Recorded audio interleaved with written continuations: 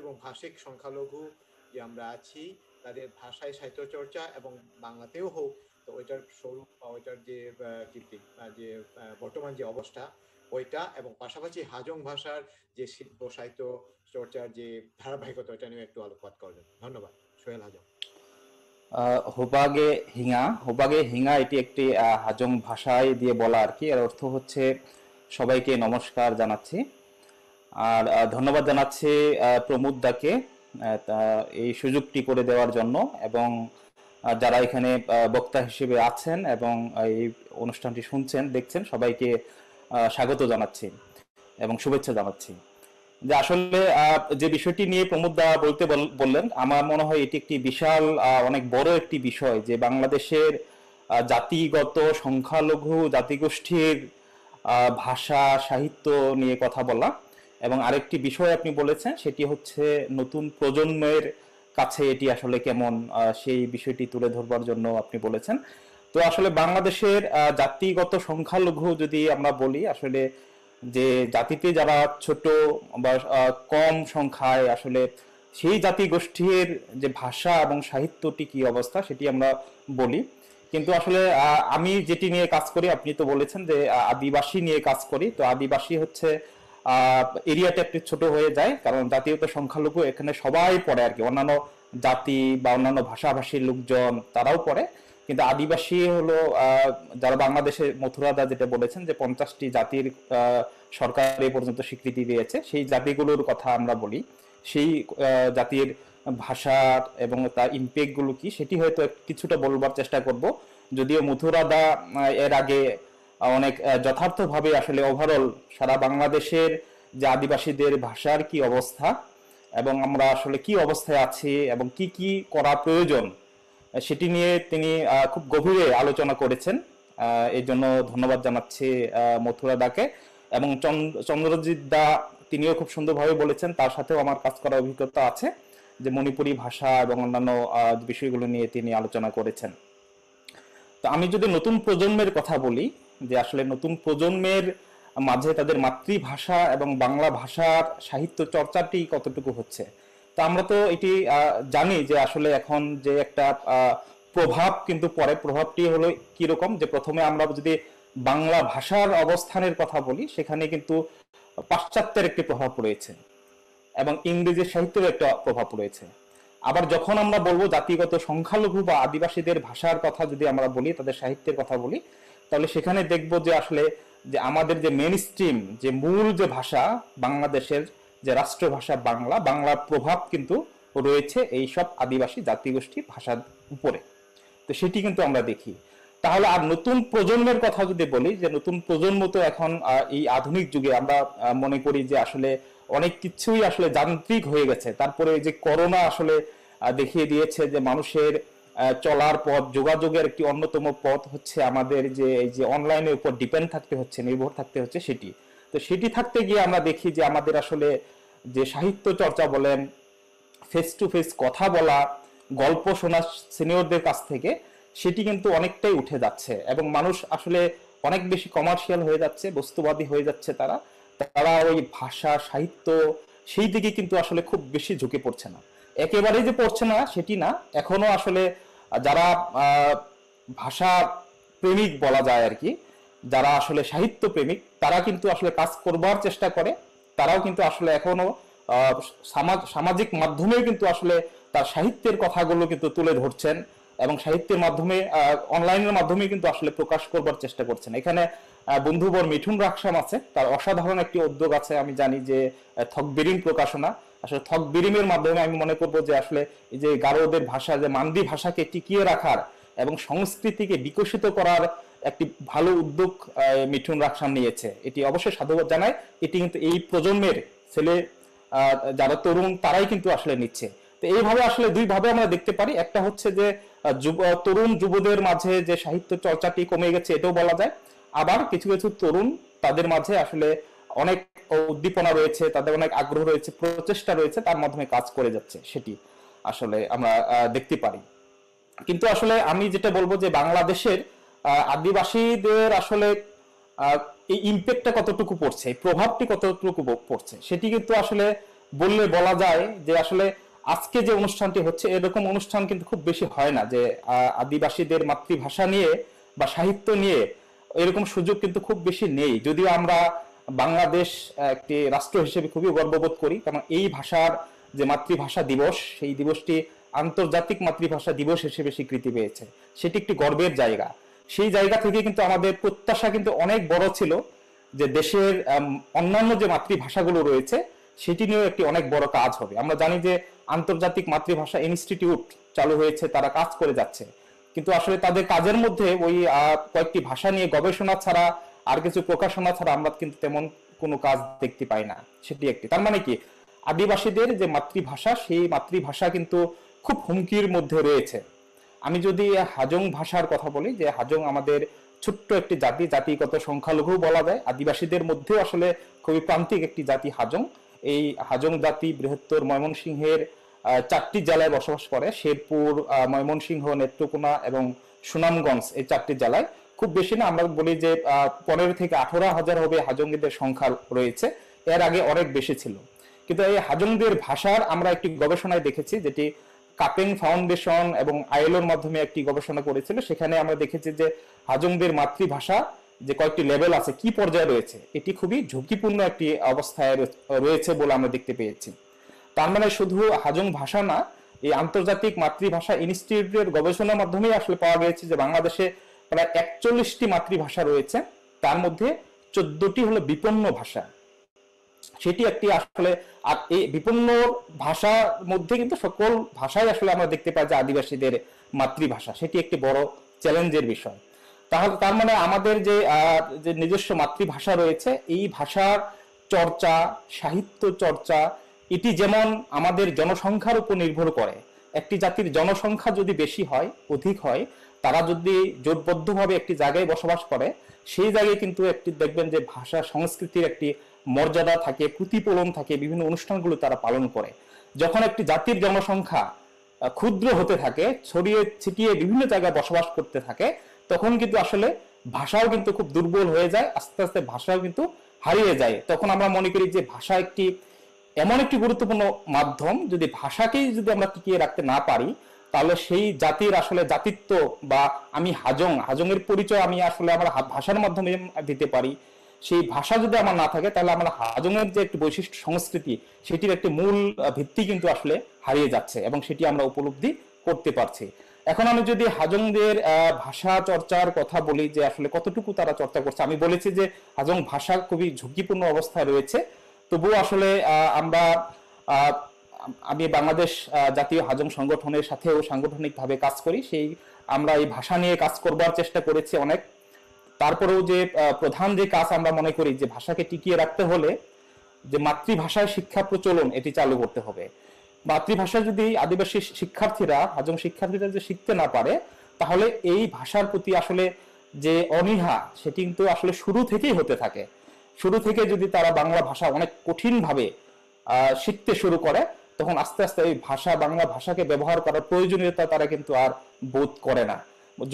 মথুরাদা বলেছেন যে আমাদের রাষ্ট্র যে ব্যবস্থা নিয়েছে, সেটি এই কয়েক বছরে মাত্র 5টি ভাষার আমরা দেখতে পাচ্ছি যে রাষ্ট্র থেকে ব্যবস্থা নিয়েছে মাতৃভাষায় প্রাথমিক শিক্ষা চালু করা। কিন্তু আসলে বাংলাদেশে তো প্রায় 41টির মতো জাতির ভাষা রয়েছে, তো তাদের ভাষার কি হবে? তো বলা হয়েছে যে ধাপে ধাপে অন্যান্য ভাষার গুলো নিয়ে আসলে কাজ করা হবে, প্রাথমিক প্রি প্রাইমারি স্কুলে শিক্ষা এগুলো ব্যবস্থা নেওয়া হবে। কিন্তু আসলে ধাপে ধাপে এটি কতদিনে হবে? কারণ আমরা যদি টেকসই উন্নয়ন লক্ষ্যমাত্রার কথা বলি, সেখানেও কিন্তু আসলে আদিবাসীদের মাতৃভাষা শিক্ষা প্রচলনের কথা বলা আছে। আর টেকসই উন্নয়ন লক্ষ্যমাত্রা যে কথাটি বলেছে, সেটি হচ্ছে কাউকে পেছনে ফেলে নয়। তার মানে এখন আপনি দেখেন যে 5টি ভাষা সরকার ব্যবস্থা নিয়েছে, তারা কিন্তু আসলে জনসংখ্যার উপর ভিত্তি করে এটি নিয়েছে। যেমন যে সব জনসংখ্যার মাতৃভাষা বেশি চর্চা হয়, তাদের আসলে ব্যবস্থাটি নিয়েছে। তার মধ্যে 5টি রয়েছে চাকমা, মারমা, ত্রিপুরাদের ককবরক ভাষা, এবং গারোদের মান্দি ভাষা এবং সাদ্রি ভাষা, এই 5টি ভাষা। তারপর তারা পর্যায়ক্রমে আসলে জনসংখ্যা অনুপাতে করেছে। তার মানে কি আপনার টেকসই উন্নয়নের লক্ষ্যমাত্রার কথা যদি আপনি বলেন, এবং সরকার এটি এই লক্ষ্যমাত্রা পূরণে বদ্ধপরিকর, সেখানে বলা হয়েছে কাউকে পিছনে ফেলে নয়, বরং যারা বেশি পিছনে আছে তাদেরকে বেশি প্রায়োরিটি দেওয়া। কিন্তু আসলে আপনি যখন ভাষার ব্যবস্থাটি নিচ্ছেন, তখন যারা সবল একটু, যারা জনসংখ্যায় বেশি, তাদের ব্যবস্থাটি আপনি নিচ্ছেন, এবং যারা দুর্বল তাদেরকে আরো পিছনে ফেলে দিয়েছেন, যে হয়তো কোনো সময় তাদেরটা ব্যবস্থা নেওয়া হবে, এরকম একটা পরিস্থিতি আমরা পড়ে গিয়েছি। তার মানে যারা প্রান্তিক, তারা প্রান্তিক পর্যায়ে পড়ে যাচ্ছে। হয়তো এমন সময় আসবে তাদের ভাষা নিয়ে সরকার পদক্ষেপ নেওয়ার সময় আসবে, তখন হয়তো সেই ভাষাটি আর খুঁজে পাওয়া যাবে না। এরকম আসলে একটা আমরা বিষয় আসলে দেখতে পাচ্ছি। কিন্তু আমরা আসলে বলতে পারি যে মথুরদা যেটা বলেছেন, যে রাষ্ট্র যে প্রতিশ্রুতিগুলো দিয়েছে সেটিও যদি তারা বাস্তবায়ন করে, তাহলে আমরা মনে করি যে আসলে আমাদের ভাষা নিয়ে অনেক কিছু কাজ করবার আছে। যদিও সংবিধানে আমাদের সাংবিধানিক ভাবে আদিবাসীদের মাতৃভাষা নিয়ে কিছু বলা নেই, মথুরাদা যেটা বলেছে, যেটুকু বলা আছে যে রাষ্ট্র ধর্ম ইসলামের সাথে সাথে অন্যান্য ধর্ম পালন করা যাবে, কিন্তু মাতৃভাষা আমাদের রাষ্ট্রভাষা বাংলা, কিন্তু অন্যান্য ভাষা নিয়ে কোনো কিছু করা যাবে কিনা সেটি নিয়ে সংবিধানে লেখা নেই। কিন্তু আমরা দেখেছি যে জাতীয় যে শিক্ষানীতি আছে 2010 সালে, সেখানে কিন্তু আসলে আদিবাসীদের মাতৃভাষায় প্রাথমিক শিক্ষা প্রচলনের কথা আছে। তারপরে যদি বলি যে আইএলও কনভেনশন 107, যেটি বাংলাদেশ সরকার সেই 1972 সালে রেটিফাই করেছে, অনুস্বাক্ষর করেছে, সেখানেও কিন্তু আদিবাসীদের মাতৃভাষা শিক্ষা প্রচলনের কথা বলা আছে। তারপর আমরা যদি বলি যে আদিবাসী বিষয়ক জাতিসংঘ ঘোষণাপত্র, যেটি 2007 সালে যেটি হয়েছে, যে একটি জাতিসংঘের ঘোষণাপত্র, মানে কে সেটি মতামত দিল বা দিল না সেটি না, যখন এটি জাতিসংঘের একটি ঘোষণাপত্র ডিক্লারেশন হয়ে যায়, তখন প্রত্যেকটা রাষ্ট্রের উপরে এটি কিন্তু বর্তায় সেটি পালন করা। সেখানে কিন্তু 14তম অনুচ্ছেদে বলা আছে আদিবাসীদের মাতৃভাষা শিক্ষা ব্যবস্থা নেওয়ার কথা বলা হয়েছে।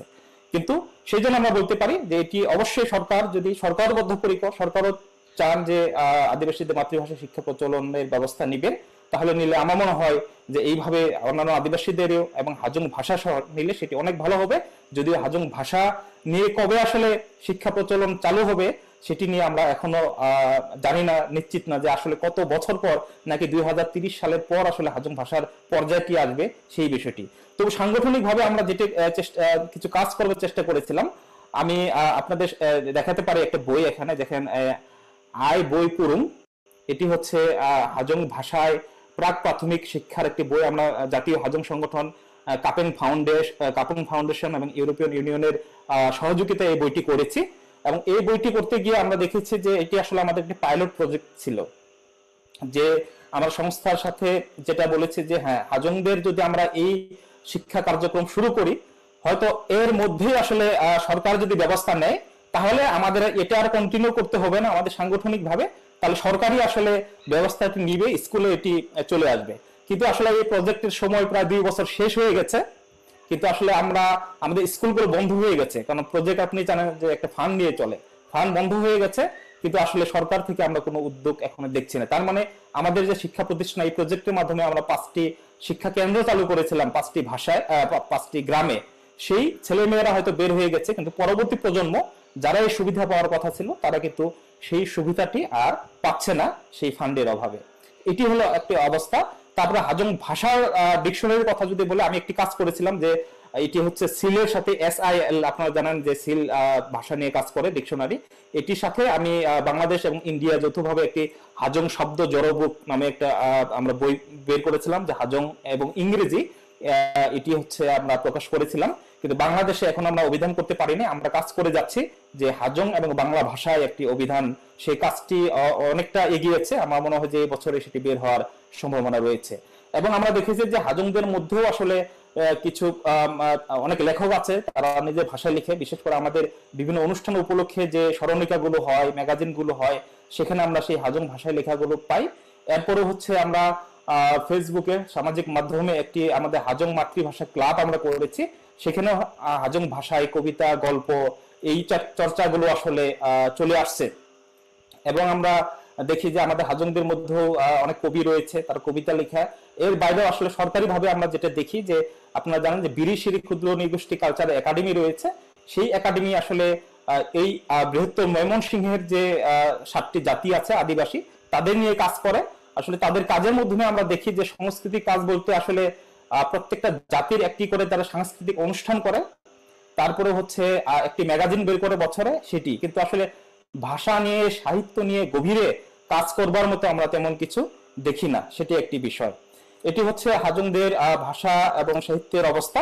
তারপরে আসলে আমি যে বিষয়টি আরেকটু উল্লেখ করতে চাই, যেমন যে আসলে এই আপনার এই উদ্যোগটি আসলে একটি চমৎকার সময়ে আপনারা উদ্যোগ নিয়েছেন, যেটি হচ্ছে আমরা জানি যে আগামী বছর থেকে আপনারা জানেন ইউনেস্কো যে ঘোষণা করেছে যে আদিবাসী ভাষা দশক 2022 সাল থেকে 10 বছর পর্যন্ত। তো তার প্রারম্ভে আমরা যদি এখনই চিন্তা করা শুরু করি যে এটি নিয়ে আসলে কি করবার আমাদের সম্ভাবনা আছে, কতদূর আমাদের এগিয়ে যাওয়ার সম্ভাবনা রয়েছে, তাহলে আমার মনে হয় যে এরকম আলোচনা আরো বেশি করা দরকার। এবং আলোচনার আসলে স্টেক হোল্ডার কারা হবে, আমরা আদিবাসী লেখক, কবি, বিশ্ববিদ্যালয়ের শিক্ষক সকলেই তো থাকবেন। এছাড়া আসলে আমরা সরকারের লোকদের আসলে কিভাবে ইনভলভ করতে পারি, তাদের সাথেও আমরা আসলে বসতে পারি, কারণ মূলত আসলে অনেক কিছু বাস্তবায়ন আসলে রাষ্ট্রের দ্বারাই হয়, সরকারের দ্বারাই হয়। আমার মনে হয় সরকারকেও এটা আসলে নজরে নেওয়া উচিত যে আদিবাসী দশক চালু হচ্ছে, সেই অনুযায়ী আমাদের দেশে যেহেতু মাতৃভাষা ইনস্টিটিউট রয়েছে এবং এই বাংলাদেশের যে জাতিগোষ্ঠীগুলো রয়েছে তাদের ভাষা নিয়ে আসলে কি কাজ করা যায় সেটি নিয়েও আসলে ভাবনার একটি সময় আছে বলে আমি মনে করি। তো আমি বেশি আর কথা বলবো না। উত্তরণের উপায় আসলে এই কথাগুলো আমি বলছি, এর বাইরে আসলে যে দাবিগুলো আমি জানাতে পারি অনেকটাই মথুরাদার দাবির সাথে সবগুলি এক। আমি আমার সমর্থন দিয়ে আসলে আমি বলছি যে বাংলাদেশে যে প্রাথমিক শিক্ষা, সেই প্রাথমিক শিক্ষায় আসলে মাতৃভাষায় শিক্ষা প্রচলন করতে হবে, সেটি সকল আদিবাসীদের মাতৃভাষায়। তারপরে যে সমস্যাটি রয়েছে, মথুরাদা বলেছেন যে মাতৃভাষা চালু করার পরেও যে যে জাতিগুলো নিয়ে করা হয়েছে তাদেরও অনেক সমস্যা আমরা দেখতে পাই, যেমন ওই মাতৃভাষায় মানুষদের শিক্ষক নিয়োগ। আপনি স্কুল প্রচলন করলেন, স্কুলে একটি সাবজেক্ট রাখলেন বা করলেন, প্রাথমিক বিদ্যালয়ে আপনি এটি চালু করলেন, কিন্তু আসলে শিক্ষক দেখলাম আমরা যে অন্য ভাষাভাষীর, তাহলে কিন্তু আপনি দেখবেন যে আদিবাসীদের যে মাতৃভাষার উচ্চারণটি ওই আদিবাসী যতটুকু পারবেন সেটি কিন্তু আসলে অন্য ভাষাভাষীর লোক দ্বারা সঠিকভাবে হবে না। সেই জন্য আমরা মনে করি যে অন্তত পক্ষে আদিবাসী শিক্ষকদের এই বিষয়ের উপরে পার্ট টাইম শিক্ষক হলেও ওই জাতিগোষ্ঠীর বা ওই ভাষাভাষী মানুষের শিক্ষক প্রচলন করা উচিত এবং হচ্ছে নেওয়া উচিত, এবং হলো শিক্ষকদের যথার্থ আসলে ট্রেনিং এর ব্যবস্থা করা উচিত, কারিকুলাম গুলো সেরকম হওয়া উচিত, এবং আসলে শিক্ষা প্রতিষ্ঠানগুলো আসলে আদিবাসী বান্ধব হওয়া উচিত বলে আমি মনে করি। তারপরে হচ্ছে সাংবিধানিক ভাবেই কিন্তু আসলে আদিবাসীদের মাতৃভাষাকে স্বীকৃতি দেওয়া উচিত, এবং এই মাতৃভাষা সংরক্ষণ এবং বিকাশের জন্য ব্যবস্থার কথা আসলে সংবিধানে থাকা উচিত বলে আমি মনে করি, যেটি এখন পর্যন্ত নেই। তারপরে হচ্ছে আমি আরেকটি দাবি করব, সেটি হচ্ছে যে আদিবাসীদের মাতৃভাষা একাডেমি একটা করা উচিত, আদিবাসী ভাষা একাডেমি।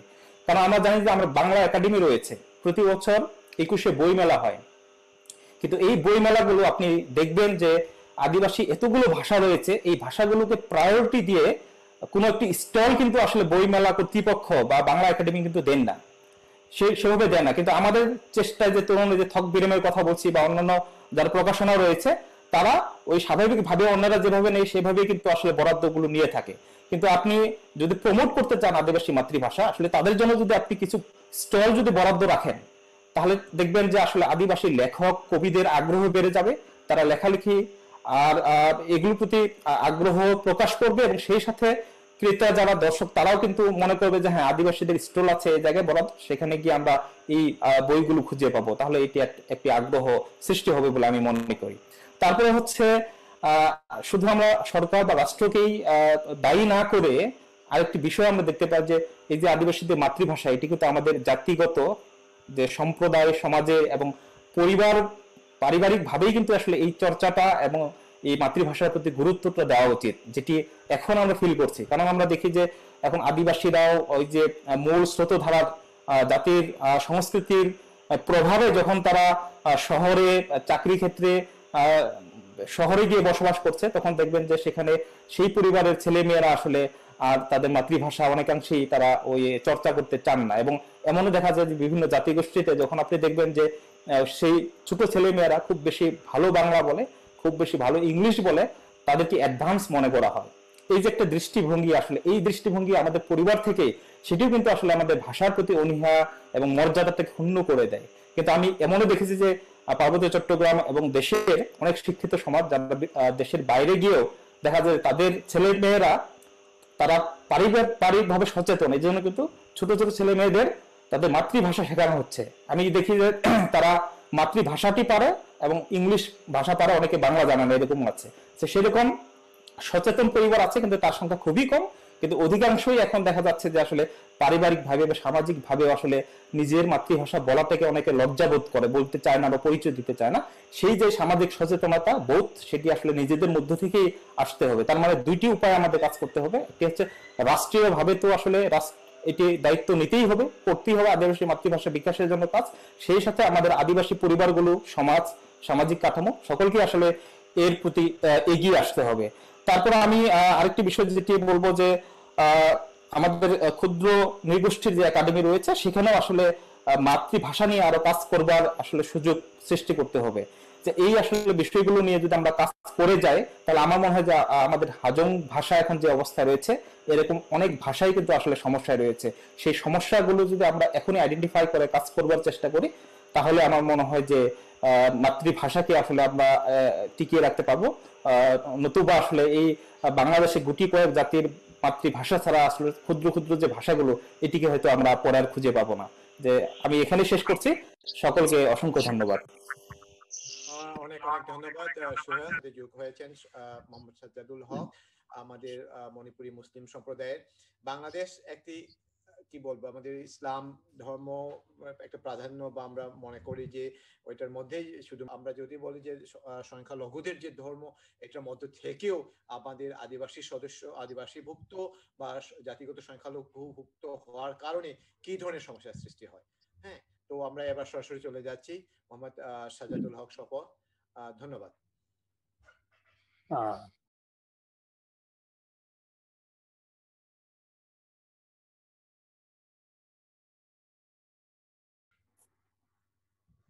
বলেন। আসসালামু আলাইকুম। আমি প্রথমে অভিনন্দন ও ধন্যবাদ জানাই মুখ্য আলোচক মথুরা বিকাশ ত্রিপুরা খাগড়াছড়ি ওয়াই চন্দ্রজিৎরা ঢাকা থেকে সংযুক্ত হয়েছিলেন, আলোচনায় অংশগ্রহণ করেছেন। সোহেল চন্দ্র হাজং ব্যাংকক থেকে সংযুক্ত হয়েছেন, ওনাদের আলোচনা শুনেছি মুগ্ধ মনে, চমৎকার আলোচনা করেছেন, এই জন্য সবাইকে আমি অভিনন্দন জানাচ্ছি। বাংলাদেশে বৃহত্তর জনগোষ্ঠীর সাথে স্বকীয় সত্তা বজায় রেখে সহ অবস্থানকারী অতি অল্প পরিচিত ক্ষুদ্র নৃগোষ্ঠী হলো মণিপুর মুসলিম বা বাঙাল সম্প্রদায়। এই দেশে দীর্ঘদিন বসবাস সত্ত্বেও মণিপুরী মুসলিমরা তাদের ধর্মীয়, ভাষিক ও সাংস্কৃতিক স্বাতন্ত্র্য রক্ষা করে চলেছে। বাংলাদেশে মণিপুরী মুসলিমদের অধিকাংশের বসবাস মৌলভীবাজার জেলার কমলগঞ্জ উপজেলায়। ভারতের মণিপুর রাজ্য থেকে প্রায় 200 বছর আগে মণিপুরী মুসলিমদের বাংলাদেশে আগমন ঘটে 7 ইয়ার্স ডিভাস্টেশনের সময়। বাংলাদেশ মণিপুরী মুসলিম ডেভেলপমেন্ট অর্গানাইজেশনের 2019 সালের জরিপ অনুযায়ী বাংলাদেশে মণিপুরী মুসলিমদের মোট জনসংখ্যা হলো 10,947 জন। এর মধ্যে পুরুষ 5,638 জন, মহিলা 5,309 জন। মোট পরিবার হলো 1,921টি এবং মোট গ্রাম হচ্ছে 33টি। বাংলাদেশে মণিপুরী মুসলিমরা শিক্ষা দীক্ষায় মোটামুটি এগিয়েছে, কিন্তু সাহিত্য চর্চার ক্ষেত্রে এখনো অনেক পিছিয়ে আছে। ভারতের মণিপুর ও আসাম থেকে অনেক বই প্রকাশ হয়েছে, তার মধ্যে কাব্যগ্রন্থ, উপন্যাস, ছোট গল্প, লোকসাহিত্য, শিশু সাহিত্য, প্রবন্ধ, ইতিহাস, ইসলামিক সাহিত্য, জীবনী গ্রন্থ, আইন, জার্নাল এবং ড্রামা বিষয়ে অনেক বই প্রকাশিত হয়েছে। এবং সেখানে জাতীয় পর্যায়ে ভারত এবং আসামের অনেক কবি এবং সাহিত্যিক জাতীয় পদকে ভূষিত হয়েছেন। সেখানে রাষ্ট্রীয় পৃষ্ঠপোষকতা রয়েছে এবং শিক্ষা প্রতিষ্ঠানে মাতৃভাষায় শিক্ষা লাভের সুযোগ রয়েছে। বাংলাদেশে মণিপুরী মুসলিমরা নতুন দেশ, নতুন পরিবেশে খাপ খাইয়ে নিতে অনেক সময় ব্যয় হয়েছে। এই জন্য সমাজ চিন্তা চেতনার ভাবনা আসতে আমাদের অনেক দেরি হয়েছে। সমাজ উন্নয়নের প্রথম সংস্থাটি প্রতিষ্ঠিত হয় 1959 সালে বহুমুখী সমবায় সমিতি নামে। 1960 সালে প্রতিষ্ঠিত হয়েছিল মণিপুরি ওয়েলফেয়ার ট্রাস্ট। 1970 সালে প্রতিষ্ঠিত হয়েছিল নবরত্ন। কিন্তু দুঃখের বিষয় হলো এই সবগুলো সংস্থা আজ বিলুপ্ত। 1973 সালে প্রতিষ্ঠিত হয় মিলন সংসদ রেজিস্ট্রার সংঘ, তা খুব বেশি সক্রিয় নয়।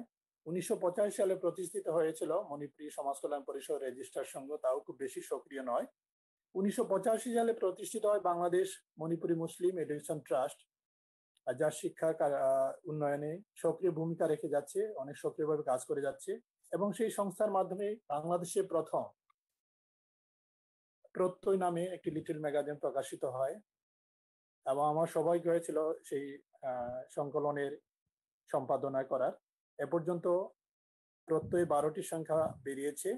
তাছাড়া 2010 সালে মণিপুরি মুসলিম টিচার্স নামে একটি সংস্থা প্রতিষ্ঠিত হয়। আমি সংস্থার সূচনা লগ্নে প্রথম প্রকাশিত হয়েছিল শিখর নামে আরেকটি সংকলন, যার সম্পাদন দায়িত্বেও থাকার আমার সৌভাগ্য হয়েছিল। এবং এই পর্যন্ত শিখরে 5টি সংখ্যা বের হয়েছে। সাংগঠনিকভাবে সাহিত্য চর্চার শুরুটা দেরিতে হলেও ব্যক্তিগতভাবে অনেকেই লেখালেখি করেছেন। তার মধ্যে শ্রদ্ধা করে নাম উল্লেখ করছি তেতগাঁও রশিদি উচ্চ বিদ্যালয়ের প্রতিষ্ঠাতা প্রধান শিক্ষক শিক্ষাবিদ আব্দুল সামাদ স্যার ইসলামী কবিতা নিয়ে লেখালেখি করেছেন। তার অনেক কবিতা ইসলাম ফাউন্ডেশনের মাধ্যমে প্রকাশিত হয়েছে। তিনি ব্রিটিশ পিরিয়ড এবং পাকিস্তান পিরিয়ডে লেখালেখি করেছেন। একই স্কুল তেতগাঁও রশিদি উচ্চ বিদ্যালয়ের সাবেক প্রধান শিক্ষক আব্দুল খালেক স্যারও, শিক্ষাবিদ আব্দুল খালেক স্যার প্রবন্ধ, কবিতা, গল্প ইত্যাদি ব্যক্তিগতভাবে সাহিত্য চর্চা করেছেন। প্রফেসর নাওরেম সানাজাওয়া সম্পাদিত Manipuri past and present volume 2-তে উনার খালিক স্যারের একটা প্রবন্ধ প্রকাশিত হয়েছে। স্যার প্রচুর লিখেছেন কিন্তু বই আকারে প্রকাশ করেননি, কিন্তু পাণ্ডুলিপিগুলো সংগৃহীত রয়েছে। পরবর্তী লেখালেখি করেন শামসুন নাহার মিতা, যিনি বর্তমানে ঢাকা অবস্থান করছেন। তিনি অনেক আমার সম্পর্কে আপা হন। উনি অনেক কবিতা, গল্প, প্রবন্ধ লিখেছেন।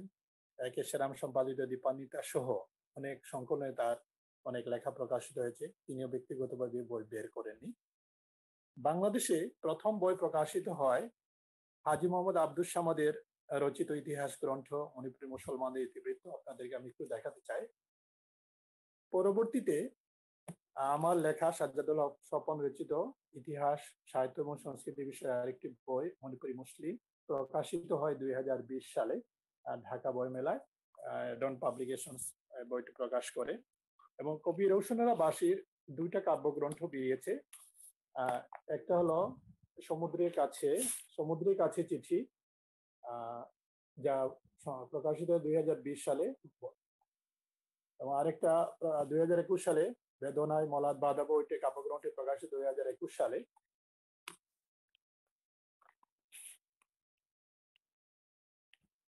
সিলেট এমসি কলেজে অধ্যয়নের সময়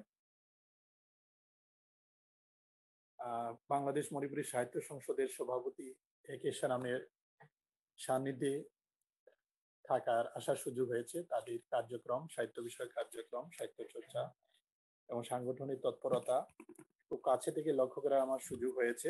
তাদের সেই অভিজ্ঞতা এবং অনুপ্রেরণা থেকে 1990 সালে আমি এবং দিলীপ অনুবক্ষংথা নবযাত্রা নামে একটি পত্রিকা আমরা বের করেছিলাম। বেশ কয়েকটি সংখ্যা বের হয়েছিল। তো সেই সময় থেকে 1989-90 সাল থেকে সেরামদার অনুপ্রেরণায় সেরামদাকে অভিনন্দন জানাই, ধন্যবাদ জানাই। দাদার অনুপ্রেরণায় আমিও কিছু লেখালেখি শুরু করি মাতৃভাষা, মাতৃভাষা এবং বাংলাতে। বিভিন্ন সংকলনে আমার বই, কবিতা, প্রবন্ধ বের হয়েছে। মূলত আমি বাংলা কবিতা এবং প্রবন্ধ এবং স্মৃতিকার মনের লেখা আমি বিভিন্ন সংকলনে প্রকাশ করেছি জার্নালে। এই জন্য দাদাকে ধন্যবাদ জানাই। দাদার সংস্পর্শে এসে এই লেখার অনুপ্রেরণা আমার সৃষ্টি হয়েছে। বর্তমানে মণিপুরী মুসলিমদের মধ্যে প্রবীণ এবং নবীন অনেকেই বাংলা এবং মণিপুরী ভাষায় লেখালেখি করছেন। এটা অত্যন্ত আশাব্যঞ্জক। আশা করছি অল্প কিছুদিন মধ্যে আরো বই বের হবে। আমরা আমাদের মায়ের ভাষা মণিপুরী ভাষা পারিবারিক ভাবে আমরা চর্চা করে থাকি। তাছাড়া সামাজিক যে কোনো অনুষ্ঠান, সালিশ, ওয়াজ মাহফিল সহ বিভিন্ন ইত্যাদিতে আমরা মণিপুরী ভাষা ব্যবহার আমরা করে থাকি। সামাজিক আন্দোলন, মাতৃভাষা শিক্ষা ও সংস্কৃতি চর্চায় বাংলাদেশ মণিপুরী সাহিত্য সংসদ, মণিপুরী ভাষা গবেষণা উন্নয়ন সংস্থার সাথে মণিপুরী মুসলিম নেতৃবৃন্দরাও কাজ করে যাচ্ছে সম্মিলিতভাবে। একটি আশার আলো আমরা দেখতে পাচ্ছি। 2017 সালে সরকার কর্তৃক প্রাথমিক বিদ্যালয়ে মাতৃভাষায় 5টা ক্ষুদ্র নিগোষ্ঠী ভাষাকে অন্তর্ভুক্ত করেছে, মাতৃভাষায় শিক্ষালাভের একটা সুযোগ দিয়েছে। আশা করছি আগামীতে মণিপুরী ভাষা অন্তর্ভুক্ত হবে, তো আমাদের মাতৃভাষা শিক্ষা, মাতৃভাষা চর্চার আমরা একটা সুযোগ সৃষ্টি হবে বলে আমরা দৃঢ়ভাবে বিশ্বাস করি। মণিপুরী মুসলিমরা অর্থনৈতিকভাবে খুব বেশি সচ্ছল নয়, উচ্চবিত্ত খুব বেশি নেই, অধিকাংশ মধ্যবিত্ত এবং নিম্নবিত্ত শ্রেণীর।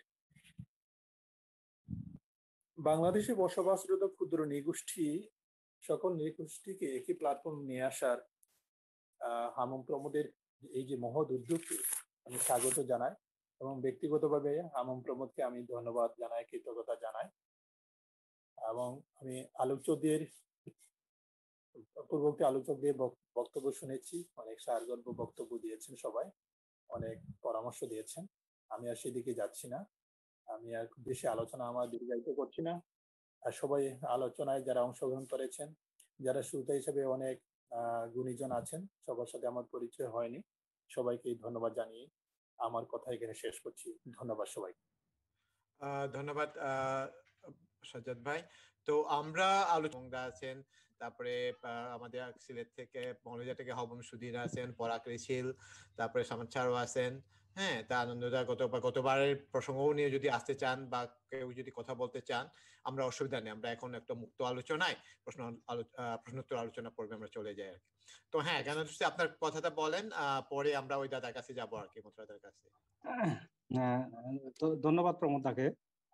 আমি আসলে মথুরাদার কাছে একটা জিনিস একটু জানার ছিল, সেটা হচ্ছে উনি ইয়েতে যে বলং রায় সাধুর কথা বারবার বলছিলেন, ওইটা কি বলং রায় সাধু নাকি কুচিকৃষ্ণ রায় সাধু, এটা একটু জানার ছিল। আর দ্বিতীয় বিষয়টা ছিল হচ্ছে আমরা যেহেতু মাতৃভাষায় প্রাক প্রাথমিক শিক্ষা বা প্রাথমিক শিক্ষার যে বিষয়টা নিয়ে আলাপ করছিলাম, ওইটা আমি আমি আমি অবশ্য এনজিও কর্মী, উন্নয়ন কর্মী। আমি মথুরাদার সাথে কাজ করেছিলাম। আমি PD4 এর অবজেক্টিভস এর কিছু কাগজ দিয়ে এসেছিলাম আর কি। ওই কাগজটা আমি হারিয়ে ফেলেছি। ওই PD4 এর 4টা অবজেক্টিভ ছিল, ওই অবজেক্টিভস এর একটা ছিল হচ্ছে আদিবাসীদের প্রাক প্রাথমিক শিক্ষার বিষয়টা অন্তর্ভুক্ত ছিল। এই জায়গাতে আমার প্রশ্ন হলো, আমরা যেহেতু PD4 এর যে অবজেক্টিভস গুলো সেট করা হয়েছে, ওই অবজেক্টিভস এর আলোকে আমরা অ্যাডভোকেসির জায়গাগুলোতে সরকারের সাথে যে অ্যাডভোকেসি করা দরকার, ওই জায়গাগুলোতে আমরা আদৌ ওইভাবে করতে পারতেছি কিনা, বা আমাদের আদিবাসীদের যে তরফ থেকে যে বিষয়গুলো ছিল, যে আদিবাসীর শুধু 5টি মাতৃভাষায় বই পাঠ্যপুস্তক প্রণয়ন হয়েছে, আসলে বাস্তবায়নের দিক থেকে যদি বলি, আমরা ওগুলো কিন্তু এখনো ওই বাস্তবায়নের যে একেবারে ছাত্ররা বইগুলো ওই মাতৃভাষায় পড়াশোনা করছে বা করছে, ওই ভাষায় শিক্ষা লাভ করতেছে, ওই বিষয়টা আমরা এখনো দেখতে পাচ্ছি না। তো ওই জায়গাগুলোতে আমরা অ্যাডভোকেসির যে জায়গাতে, ওই জায়গাতে আমরা আদৌ পিছিয়ে আছি কিনা এবং আমাদের ওই জায়গাতে আমাদের করণীয় কি, ওইটা একটা বিষয় জানা ছিল। আরেকটা হলো, আমরা 2018 সালের 18 এবং 19 সালের যে নিয়োগ জেলা পরিষদ কর্তৃক প্রাক প্রাথমিক শিক্ষক যে নিয়োগ করা হয়েছিল, ওই অনেকগুলো শিক্ষক নিয়োগ করা হয়। ওই প্রাক প্রাথমিক যে শিক্ষক নিয়োগ করা হয়, ওখানে আমরা যারা মাতৃভাষা নিয়ে কাজ করেছিলাম বা মাতৃভাষার নিয়ে আন্দোলন বা সংগ্রাম যারা করেছিলাম, এক্ষেত্রে আমরা কেমন জানি একটা এই যে আমাদের মধ্যে নির্লিপ্ততা ছিল। আমরা যারা প্রাক প্রাথমিক শিক্ষক নিয়োগ করা হয়েছে, ওই প্রাক প্রাথমিক শিক্ষক আমরা জানি, যারা জানি যে আমরা ওই প্রাক প্রাথমিক শিক্ষকরাই মাতৃভাষায় শিক্ষা দান করবেন, কিন্তু ওই জায়গাতেই আমরা আমরা আমাদের যারা যে প্রাক প্রাথমিক যে মাতৃভাষা যারা আন্দোলন সংগ্রামে ছিলাম, ওই জায়গাতে আমাদের কেমন জানি নির্লিপ্ততা আমি দেখতে পেয়েছি আর কি। ওই জায়গা থেকে আমরা শুধু ওইটা খাগড়াছড়ির ভিত্তিক না, ওইটা রাঙ্গামাটিতেও আমরা দেখতে পেয়েছি যে প্রাক প্রাথমিক শিক্ষক নিয়োগের ক্ষেত্রে রাঙ্গামাটির যে সমস্ত সিভিল সোসাইটি ছিল, আদিবাসীর সিভিল সোসাইটি, ওদেরও কেমন জানি একটা ছিল যে নির্জীবতা বা ওইরকম একটা তাদের তৎপরতা দেখা যায়নি আর কি। এক্ষেত্রে অনুরূপভাবে খাগড়াছড়িতেও একই অবস্থা। তো ওই জায়গাতে আমাদের যে যারা প্রাথমিক শিক্ষা নিয়ে কাজ করতেছি বা কাজ করছি, এক্ষেত্রে আমাদের কোনো দুর্বলতা ছিল কিনা, এই বিষয়গুলো মুত্রদার কাছে জানার বিষয় ছিল। এবং এটা শুধু মুত্রদার কাছে না, সবার কাছে জানার বিষয় ছিল। আরেকটা দিক হলো পার্বত্য চট্টগ্রামের সাহিত্যের ক্ষেত্রে যদি বলিস, এক্ষেত্রে হচ্ছে শিক্ষকদের, বিশেষত চাকমাদের বেলায় যদি বলিস, সেক্ষেত্রে হচ্ছে এই শিক্ষকদের একটা বড় অংশ অবদান রয়েছে। এই যে সাহিত্য জগতে, চাকমাদের সাহিত্য জগতে, চাকমা সাহিত্য জগতে আমরা শিশিরদার মতো গুণী ব্যক্তি, তারপরে মৃত্তিকা খিসের মতো গুণী ব্যক্তি, বা এখানে আমাদের উপস্থিত আছেন আলমেদা, উনিও একজন শিক্ষক। এছাড়াও আরো অনেক শিক্ষক আছেন যারা আমাদের পার্বত্য চট্টগ্রামের চাকমাদের সাহিত্য জগতের বিচরণ ছিল খুব বেশি। তো এক্ষেত্রে হলো আমরা যদি প্রাথমিক শিক্ষার ক্ষেত্রে যদি আমরা নিজস্ব মাতৃভাষায় শিক্ষাটা শুরু করতে পারতাম, এখনো আমরা কিন্তু পাঠ্যপুস্তক পর্যায়ে রয়ে গেছি।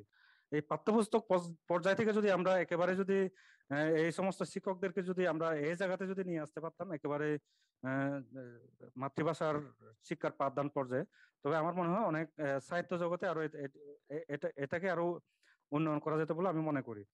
তো এক্ষেত্রে আমার মনে হয় অ্যাডভোকেসির জায়গাতে একেবারে ইয়ের লেভেলে, যে পলিসি মেকিং লেভেল থেকে শুরু করে হচ্ছে আমাদের জেলা পরিষদ পর্যায় পর্যন্ত এই জায়গাতে আমাদের অ্যাডভোকেসির জায়গাতে কোথাও দুর্বলতা আছে কিনা আমি মুত্রদা এবং এখানে যারা বিজ্ঞ আলোচক রয়েছেন তাদের কাছে জানার বিষয় আছে। আরেকটা হলো যে আমাদের এই সাহিত্যের, চাকমা সাহিত্যের জগতে গত আলোচনায় আমি আসলে হচ্ছে মাঝখানে কারেন্ট চলে যাওয়াতে আর আলোচনাতে অংশগ্রহণ করতে পারি না, যে আমার বন্ধুবর আনন্দ জ্যোতির। তো আমাদের অনেকগুলো যে 12 মাসি ছিল, এর মধ্যে হচ্ছে একটি 12 মাসি আমি সন্ধান পেয়েছি। সেটা বলা, ওটা যখন আমি ইয়ে করতে যাই সেটা তখন বলা হয়েছিল ওটা রাঙামাটিতে দিয়ে দেওয়া হয়, কিন্তু ওটা এখনো আমার ইয়ে নয়। সেটা হলো রত্নমালা 12 মাস। রত্নমালা 12 মাসটা এখনো ওইভাবে ইয়ে পাওয়া যায়নি। আমি বন্ধুবর আনন্দ জ্যোতিকে অনুরোধ করবো ওইটা আসলে রাঙামাটিতে আদৌ আছে কিনা। আমি কিন্তু অনেকদিন ধরে সন্ধান করতেছি। সেটা হলো রত্নমালা 12 মাসটা। রত্নমালা 12 মাসটা আসলে একটি যে এই রাখাল, মানে একজন নারী রাখাল নিয়ে ওটা রচিত। ওইটা আমাদের অনেকগুলো 12 মাস আমাদের সংগ্রহশালায় আছে, কিন্তু ওই রত্নমালা 12 মাসটা আমাদের সংগ্রহশালায় নেই। ওটা কিভাবে উদ্ধার করা যায় এটা নিয়ে আর মনে হয় আমাদের যারা চাকমার সাহিত্য বা ইয়ে নিয়ে যারা ইয়ে আছেন ওরা এগিয়ে আসবেন বলে মনে করি। আর এক্ষেত্রে হচ্ছে আমাদের যে এই মুহূর্তে হচ্ছে যে সমস্ত যে আমাদের খাগড়াছড়ি সাংস্কৃতিক ইনস্টিটিউট, রাঙামাটি সাংস্কৃতিক ইনস্টিটিউট এবং বান্দরবানের কথা ঠিক বলতে পারবো না, তো এই দুটো সাংস্কৃতিক ইনস্টিটিউট ভাষা এবং আদিবাসীদের ভাষা এবং সাহিত্যর ইয়ের ক্ষেত্রে অনেক এগিয়ে আসছেন। এবং ওনারা কিন্তু যে অনেক বই এই যে প্রকাশনার ক্ষেত্রে সহযোগিতা করতেছেন। আমরা এই বিষয়গুলো কিভাবে আরো কাজে লাগাতে পারি এটা নিয়েও আমরা হয়তো আলোকপাত করতে পারি। আরেকটা হলো যে চাকমা সাহিত্যের হচ্ছে এই যে আমাদের আদিবাসী যে সাহিত্য, সেক্ষেত্রে হচ্ছে বিশেষত উপন্যাস এবং ছোট গল্প, এই বিষয়গুলো আসলে নতুন যারা আসছেন ওই ঠিক সেভাবে এখনো এই জায়গাতে আমরা মনে হয় অনেক পিছিয়ে পড়ে আছি উপন্যাস এবং ইয়েতে, ছোট গল্পতে। তো এই জায়গাতে আরো কিভাবে ইমপ্রুভ করা যায়, কিভাবে আরো উন্নয়ন করা যায়, এ বিষয়ে আমি বিজ্ঞ আলোচকদের কাছ থেকে প্রশ্নটা রেখে দিলাম আর কি। ধন্যবাদ সবাইকে। ধন্যবাদ প্রমোদ দা, এবং ধন্যবাদ জ্ঞানদাকে। জ্ঞানদর্শীদা আমার প্রাক্তন সহকর্মী, অনেকটা আমি যা জানি তিনিও তাই জানেন। একটা প্রথম প্রশ্ন ছিল যে বলরাম রায় সাধুর ব্যাপারটা, ওটা আসলে তার ডাক নাম হচ্ছে বলরাম রায় সাধু, আবার তাকে কাগজে কলমে খুশি কৃষ্ণ ত্রিপুরা নামে চিনে, তবে জনশ্রুতিতে বা জনগণ তাকে বলরাম রায় হিসেবে বেশি চিনে আর কি। যাই হোক, এটা হচ্ছে তার নিকনেম। যে মাতৃভাষায় শিক্ষা কার্যক্রম কার্যকর না হওয়ার পিছনে যে কারণগুলো রয়েছে, এটা বলতে গেলে আরেকটা বক্তৃতা হয়ে যাবে। আমি ইচ্ছে করে এই বিষয়টা এড়িয়ে গিয়েছি, শুধুমাত্র বলেছি যে একাডেমিক শিক্ষায় এখনো অনেক সীমাবদ্ধতা রয়ে গেছে, এইটুকু বলে আমি শেষ করেছিলাম। দুঃখিত, আমার গায়ে আবার জ্বর আসছে না। যাই হোক, এখন আমি জাস্ট কয়েকটা প্রেক্ষাপটটা বলি, মানে এখন আর মানে ডিটেলসে যাব না। মাতৃভাষায় শিক্ষা কার্যক্রম সরকার 5টি ভাষায় করেছে, কিন্তু এটা এই কোভিড-19 এর যে প্রাদুর্ভাব শুরু হওয়ার আগ পর্যন্ত, ধরেন বিগত 2019 সালের ডিসেম্বর পর্যন্ত একটা প্রক্রিয়া চলছিল যে আমরা এটা মানে আমরা সমস্যাটা বুঝতে পেরেছিলাম এবং এই সমস্যাটা ধরেই আমরা একটু অগ্রসর হওয়ার চেষ্টা করছিলাম যে পলিসি মেকিং লেভেলে কিভাবে আমরা পৌঁছাতে পারি। তো সর্বশেষ আমাদের একটা আলোচনা ছিল যে আমাদের বিভিন্ন মিটিং আলোচনায় সাধারণত মন্ত্রী মিনিস্টাররা আসেন, এসে তারা মানে লিপ সার্ভিস দিয়ে যান, ওটা কিন্তু কার্যত তেমন কার্যকর হয় না, যেহেতু আমরা ওই যে আমলা লেভেলে সেভাবে পৌঁছাতে পারিনি। আমাদের টার্গেট ছিল যে আমরা প্রাথমিক শিক্ষা অধিদপ্তরের মহাপরিচালক থেকে শুরু করে প্রাথমিক শিক্ষা যে সচিব এরকম, এবং যে উপসচিব একজন থাকেন যে প্রাথমিক শিক্ষা দেখার জন্য, তারপরে আবার আদিবাসী ভাষা দেখার জন্য আবার আরেকজন উপসচিব থাকেন, এরকম কয়েকজনকে আমরা ধরার আমাদের একটা প্ল্যান ছিল, কিন্তু কোভিড আসার কারণে এটা অনেক ভেস্তে গেছে। এখন এটা এই মুহূর্তে একটা আমরা জাস্ট বিকল্প হিসেবে একটা কাজ শুরু করেছি, সেটা হচ্ছে খাগড়াছড়ির আমাদের কিছু যারা টিচার, যেসব টিচার খুবই অ্যাক্টিভ, চাকমা, মারমা এবং ককবরক ভাষার যে টিচাররা, তাদের সাথে মিলে এবং এখানকার কিছু আমাদের ইউআরসি ইনস্ট্রাক্টর যারা রয়েছেন বা উপজেলা শিক্ষা অফিসার যারা রয়েছেন, অনেকে খুবই পজিটিভলি এই জায়গাতে তারা মানে ভলান্টারিলি কাজ করেন, তাদেরকে নিয়ে আমরা অনলাইন ক্লাস শুরু করেছি। বিগত 2020 সালে আমরা পুরো বছরটাই অনলাইন ক্লাস করেছিলাম মাতৃভাষায়, 3টি ভাষায়। আমরা প্লেন ল্যাঙ্গুয়েজটা ধরতে পারি নাই, কারণ এটা আমাদের একটু দূরে ছিল বা তাদের ভাষা জানা না জানা এটা অনেক ব্যাপার ছিল। আমরা চাকমা, মারমা, ত্রিপুরায় 3টা জনগোষ্ঠীর ভাষায় কাজ শুরু করেছিলাম, কিন্তু এটাও নানা কারণে বিশেষ করে এখানে কিছু আর্থিক ব্যাপার স্যাপার আছে। আমরা তৎকালীন জেলা পরিষদের সাথে আলোচনা করে কিছু ফান্ড পেয়েছিলাম, বিশেষ করে এখানে ওই যে ভিডিও রেকর্ডিং করা, এডিটিং করা, অনেক কিছু টেকনিক্যাল ব্যাপার স্যাপার থাকে। তো এইগুলোর জন্য আমরা এই 2021 সালে এখনো কাজ শুরু করতে পারি নাই। আমাদের টার্গেট আছে আমরা শীঘ্র শুরু করব। এটা করতে পারলে আমরা পর্যায়ক্রমিক ভাবে অন্যান্য ভাষাতেও মানে অনলাইন ভিত্তিক ক্লাস করা যাবে।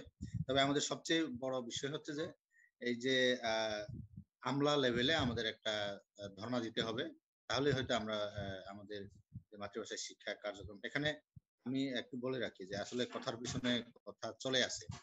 আমরা যখন একজন হেড টিচারকে জিজ্ঞেস করি বা একজন শিক্ষককে জিজ্ঞেস করি, এখন আমি যদি আলমিদাকেও জিজ্ঞেস করি যে আপনার স্কুলে মাতৃভাষায় শিক্ষা কেন চলে না, তাহলে সরল একটা আগে ছিল সরল একটা উত্তর যে আমাদেরকে কোনো প্রশিক্ষণ দেওয়া হয় নাই।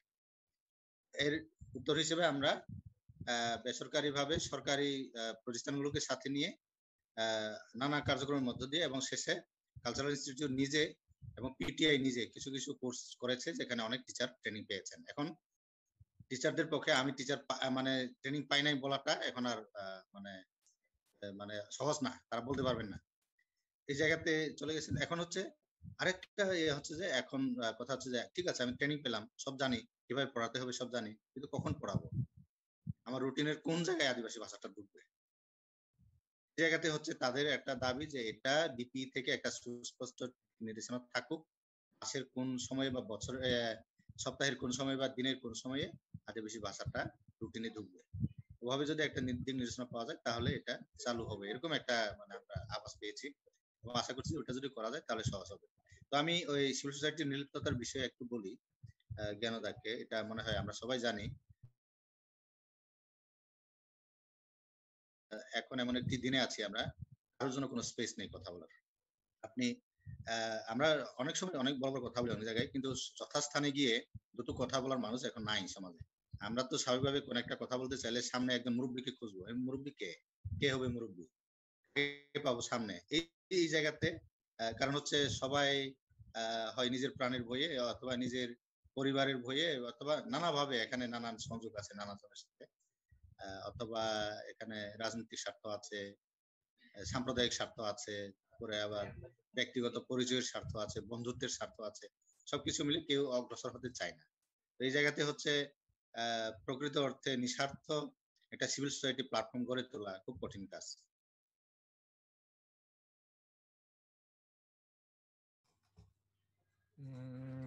দু একটি তথ্য, দু একটি বিষয় একটু সংক্ষেপে যুক্ত করতে চাচ্ছি। আচ্ছা, তো আজকের সেশনে হামুদ প্রমোদ দাকে শুভেচ্ছা এবং অভিনন্দন জানাচ্ছি। একই সাথে যারা বিজ্ঞ আলোচক ছিলেন তাদের সবাইকে আমার আন্তরিক শুভেচ্ছা অভিনন্দন জ্ঞাপন করছি। এখানে আমার যুক্ত করার ইয়ে আছে যে মথুরাদার ওই যে পার্বত্য চট্টগ্রাম থেকে জাতীয়ভাবে যারা সাহিত্য ক্ষেত্রে বিশেষ করে অবদানের জন্য যারা স্বীকৃতি পেয়েছেন সেই সংখ্যাটা খুব সম্ভবত 5 হবে। কারণটা হচ্ছে যে প্রভাংশু ত্রিপুরা, তারপরে মংচানচিন রাখাইন, তারপরে শোভারানী ত্রিপুরা, তারপরে মৃত্তিকা চাকমা এবং সর্বশেষ সংযোজন হচ্ছে আমাদের শ্রদ্ধেয় মথুরাদা। তো 5 জন আমাদের পার্বত্য চট্টগ্রাম থেকে বিভিন্ন পদকে ভূষিত হয়েছেন। এছাড়া আরেকটি বিষয় আমরা যুক্ত করতে চাচ্ছি, সেটা হচ্ছে আমাদের বিশেষ করে পার্বত্য চট্টগ্রামের ভাষা এবং সাহিত্যকে এগিয়ে নেওয়ার জন্য আমরা 2014 সালে এখানে পার্বত্য চট্টগ্রামে 3 পার্বত্য জেলার লেখক এবং সাংস্কৃতিক কর্মীদের সমন্বয়ে বিশেষ করে লেখক যারা আছেন, কবি সাহিত্যিক যারা আছেন চর্চা করেন, তাদেরকে নিয়ে আমরা পার্বত্য চট্টগ্রাম আদিবাসী লেখক ফোরাম নামে একটি সংগঠন আমরা দাঁড় করিয়েছিলাম 2014 সালে। এবং আমরা 2014 সালের পরবর্তী সময়ে 2016 এবং 2019-এ আমরা দ্রুত জাতীয়ভাবে আমরা এখানে রাঙামাটিতে সম্মেলন করেছিলাম এবং সে সম্মেলনে প্রত্যেকটি সম্মেলনে আমরা একটি সংকলন আমরা বের করেছি। এখানে 3 পার্বত্য জেলার যারা লেখক কবি সাহিত্যিক আছেন তাদের লেখা দিয়েই কিন্তু সমৃদ্ধ একটা আমরা সংকলন আমরা প্রতি সম্মেলন উপলক্ষে আমরা বের করেছি। এবং আমরা সেখানে জাতীয় পর্যায় থেকে আমরা প্রথমে এখন যিনি ঢাকা বিশ্ববিদ্যালয়ের প্রভাইস চ্যান্সেলর আছেন কবি মোহাম্মদ সামাদ, উনি আমাদের প্রধান অতিথি হিসেবে এসেছিলেন। আবার পরবর্তী সময়ে 2016 সালে খুব সম্ভবত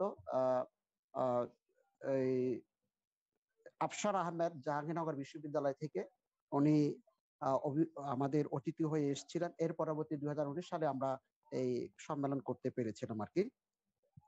তো এটা হচ্ছে আমার যুক্ত করার বিষয়। এবং এই লেখক ফোরামে আরেকটি সাহিত্য ক্ষেত্রে আরেকটি কাজ, সেটি হচ্ছে আমরা চেষ্টা করেছিলাম আমাদের মাতৃভাষার মাধ্যমে যে আমাদের যে সাহিত্য চর্চা, এই চর্চাকে এগিয়ে নেওয়ার জন্য আমরা একটি অনিয়মিত একটি প্রকাশনা, ছোট একটি প্রকাশনা বের করতাম। সেটা হচ্ছে যে শৈলজ নামে, এটি 2017 সালের প্রথম সংখ্যা বেরিয়েছিল এবং এটি দ্বিতীয় সংখ্যা বের হওয়ার পরে প্যান্ডামিকের কারণে বা নানা সীমাবদ্ধতার কারণে এটি আর এখনো আমরা কন্টিনিউ করতে পারছি না। আমাদের ইচ্ছাও আছে এই বিষয়ে। তারপরে আমার বন্ধুবর্গ জ্ঞানদর্শী যেটি বলেছে যে রত্নমালার 12 মাস, এটি আসলে এখন আমি এই কয়েকটা মাস ধরে বেশ কিছু বিষয় নিয়ে জানার চেষ্টা করছি, আগ্রহ সৃষ্টি হয়েছে। তো এগুলো নিয়ে কাজ করতে গিয়ে দেখি এখন তো সবকিছু বন্ধ। আসলে এগুলো কারো কাছে আছে কিনা, বা বিশেষ করে আমাদের ক্ষুদ্র নৃগোষ্ঠী যে সাংস্কৃতিক ইনস্টিটিউট আছে ওখানে যাওয়া, এগুলো কাজ আছে, কাজ রয়ে গেছে ইতিমধ্যে অনেকগুলো কাজ। এগুলো আসলে এই মুহূর্তে হয়তো সম্ভব হচ্ছে না। তো আমাদের এই লক্ষ্য থাকতে হবে। আমরা আশা করি এগুলো আমরা খুঁজে বের করতে পারবো। আমাদের এই জায়গায় কিছু গবেষণার কাজও রয়েছে। তো যাই হোক, পরবর্তী যারা আলোচক আছেন আমি তাদের কথাগুলো শোনার অপেক্ষায় রইলাম। ধন্যবাদ সবাইকে। অনেক অনেক ধন্যবাদ আনন্দদা। আমরা মথুরাদাকে পাচ্ছি না এখনো আমাদের মধ্যে। আমাদের পরাগদা আছেন বা উচিমংদা আছেন, আপনাদের যদি কোনো কি হয় বা মারুফ পাপার যদি কোনো ধরনের কমেন্ট বা প্রশ্ন যদি থেকে থাকেন আমাদের বিজ্ঞ আলোচকদের কাছে, বা আমরা নিজেরাও আলাপ করতে পারি যদি কোনো। ধন্যবাদ প্রমোদ দা। দাদা আমি উচিমং রাঙামাটি থেকে বলছিলাম।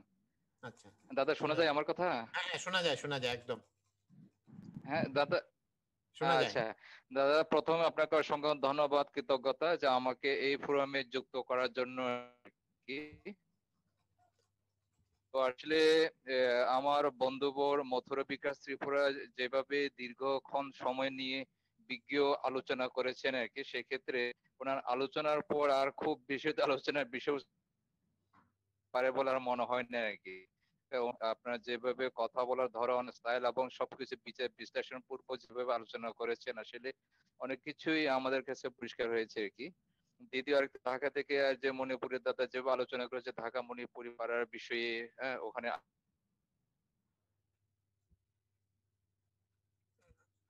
হ্যাঁ, আপনার নেটওয়ার্কটা একটু দুর্বল আছে, তারপরে শোনা যায় আর কি কিছু কিছু। দাদা শোনা যায়? হ্যাঁ, শোনা যায়, হ্যালো, শোনা যাচ্ছে। হ্যাঁ, শোনা হ্যাঁ যাচ্ছে। সরি দাদা, ওই যে নেটের খুব সমস্যা হচ্ছে দাদা আমাদের এখানে রাঙামাটিতে। হ্যাঁ হ্যাঁ হ্যাঁ হ্যাঁ হ্যাঁ হ্যাঁ। হ্যাঁ। তো সেই হিসেবে দাদা মোটামুটি আমার জন্য আজকে যে অংশগ্রহণ থেকে লার্নিং পিরিয়ড বলা যেতে পারে দাদা আর কি। সেক্ষেত্রে আমরা যাব অত্যন্ত স্নেহ পাঁচজন আলোচক ছিল, সে আলোচনা করেছেন মোটামুটি বিষয়গুলো তো আমার জন্য একটু অন্যদের সাথে পরিচিত হওয়া, জানা, বোঝার জন্য একটা আজকের দিনটা দাদা আর কি। হয়তো অন্য কোনো সময় বিষয়ে আলোচনা করবো আর কি। এই পর্যায়ে শুধু আমার একটা প্রস্তাব আপনাদের সকলের প্রতি, সেটা হচ্ছে আমরা যে সাহিত্য চর্চা করি অথবা চিন্তা ভাবনা শুধু আমাদের এলাকায় বেসিস হয়ে থাকে। রাইট। না, ওইটার জন্য আমি মূলত আসছি আর কি, যে অন্ততপক্ষে আমরা জাতীয় পর্যায়ে বা আমরা সকল জায়গা থেকে কি করতে পারি। আপনি বলেন, আপনার কিন্তু একটু দুর্বল হচ্ছে, কিন্তু আমরা শুনতে পাই, শুনতে হ্যাঁ পাচ্ছি। দাদা, হ্যাঁ আমরা যখন চিন্তা করি যে শুধুমাত্র রাঙামাটি কেন্দ্রিক অথবা খাগড়াছড়ি কেন্দ্রিক অথবা ধরো আপনার সিসি কেন্দ্রিক, হ্যাঁ, তো সেক্ষেত্রে আমরা বাংলাদেশের সমস্ত আদিবাসী জনগোষ্ঠীকে নিয়ে এরকম একটা সাহিত্য ফোরাম করা যায় কিনা আর কি, সেটা হয়তো আমাদের চিন্তা খোরাক রইলো আপনাদের প্রতি দাদা আর কি। আর খুব বেশি বলবো না দাদা, বিজ্ঞ আলোচকদের আরো কথা শোনার জন্য আমি অপেক্ষায় আছি। ধন্যবাদ আপনাদের সবাইকে দাদা। অনেক ধন্যবাদ অসীমদা। না, আসলে আমরা ওইটাই চিন্তা করছি, আমি গত সপ্তাহে বলবো, ওইটা নিয়ে আমরা শুরু করেছিলাম। এর আগে আমি যখন দেশে ছিলাম তখন তো বিভিন্ন কারণে হয়তো সবার কাছে পৌঁছতে পারি নাই, কাজটা শুরু করতে চাইছিলাম। এর মধ্যে আবার সোহেল ওনাদেরকে নিয়েও আমরা শুরু করতে চাইছিলাম, তাও কি সম্ভব হয় নাই। তো এবার আমরা চেষ্টা করতেছি যে মানে চিটাগাং হিল ট্র্যাক, তারপরে হলো আমাদের যে ময়মনসিংহ, নেত্রকোনা, টাঙ্গাইল বা আমাদের সিলেটের, তারপরে নর্থ বেঙ্গল, সবাইকে নিয়ে আমরা একটা জাতীয় পর্যায়ে একটা ওইভাবে একটা করা যায় কিনা। তো ওইটা নিয়ে আমরা আলোচনা চলতেছে ভিতরে ভিতরে, আর এইদিকে প্যান্ডামিকও চলতেছে, ওইটা নিয়ে হয়তো আমরা আগামীতে কাজ করবো। সোহেল, আপনার এই ব্যাপারে কোনো কিছু আছে বলার? এই যে সমগ্র বাংলাদেশের সবাইকে নিয়ে অন্ততপক্ষে ভাষা সাহিত্য নিয়ে, তো আমরা তো শুরু করতে চাইছিলাম কিন্তু পারিনি। আপনার যদি কোনো কি থাকে, অভিজ্ঞতা থাকে বা বলেন প্লিজ। হ্যাঁ জি দাদা, অনেক ধন্যবাদ এবং সুন্দর একটি প্রশ্ন, যে আসলে সামগ্রিকভাবে আমরা কতটা কাজ করতে পারি আমাদের আদিবাসীদের মাতৃভাষা নিয়ে, ভাষা এবং সাহিত্য নিয়ে। আসলে আমরা দেখছি যে আমরা যখন বিশ্ববিদ্যালয়ে ছিলাম, ঢাকা বিশ্ববিদ্যালয়, তখন থেকে আসলে এরকম উদ্যোগ ছিল। আমরা বিশ্ববিদ্যালয় পর্যায়ে বিভিন্ন জাতির ভাষা ভাষীদের নিয়ে আসলে কবিতা চর্চা, সাহিত্য চর্চা, এই চর্চাগুলো করতাম। তারপরে আপনারা জানেন যে জাতীয় কবিতা পরিষদ রয়েছে, যারা হচ্ছে প্রতি বছরই ফেব্রুয়ারির 1 এবং 2 তারিখে হচ্ছে জাতীয় কবিতা উৎসব করে। তো সেই উৎসবে আসলে আমরা যোগ দিয়েছি এবং সেখানে আসলে আমরা একটি পর্ব আমরা আসলে নিয়েছিলাম, সেটা হচ্ছে অন্য ভাষার কবিতা পাঠ। এটি প্রতি বছরই হতো এবং সেখানে আমরাই আসলে আয়োজন করতাম, আমাদের পর্বটি আমরাই উপস্থাপনা করতাম, আমরাই কবিতা পাঠ করতাম এবং আদিবাসীদের আমরা সুযোগ দিতাম এবং অন্যান্য ভাষাভাষীদের সুযোগ দেওয়া হতো সেখানে, বাংলা ছাড়া অন্য ভাষাভাষীদের, এবং কবিতা চর্চাগুলো হতো সেখানে। একে সেরামদা থেকে শুরু করে অনেকেই ছিলেন এবং এখন পর্যন্ত এটি চর্চা হয়ে আসছে। এটা বলা যায় যে কবি মোহাম্মদ ছামাদ স্যার একটি বড় কাজ, এটি অবদান বলা যায়, এই ছাড়ের মাধ্যমে আসলে আমরা কাজটি পেয়েছি। আর সামগ্রিকভাবে আদিবাসীদের সাহিত্য, ভাষা, কবিতা চর্চার মধ্যে আমি একটি কথা বলবো, সেটি হচ্ছে যে 2013 সালে আমরা এই জাতীয় কবিতা উৎসবের পরপরই, অর্থাৎ পরের দিন, সেই একই মঞ্চে আমরা প্রথম আদিবাসী কবিতা উৎসব করেছিলাম। সেটি হচ্ছে 2013 সালে 3 ফেব্রুয়ারিতে। সেখানে সঞ্জিত দং ছিলেন আহ্বায়ক, আমি সহ আহ্বায়ক, এবং মং এখেন মংমং, যিনি এখন কক্সবাজারের সাংস্কৃতিক একাডেমি পরিচালক, তিনি সদস্য সচিব ছিলেন। সেখানে আমরা বেশ কিছু আদিবাসী কবিদের মিলন মেলা ঘটানোর চেষ্টা করেছিলাম এবং তারা নিজের ভাষায় কবিতা পাঠ করেছেন। তো সেটি একটি সামগ্রিক উদ্যোগ, জাতীয় উদ্যোগ বলা যায়।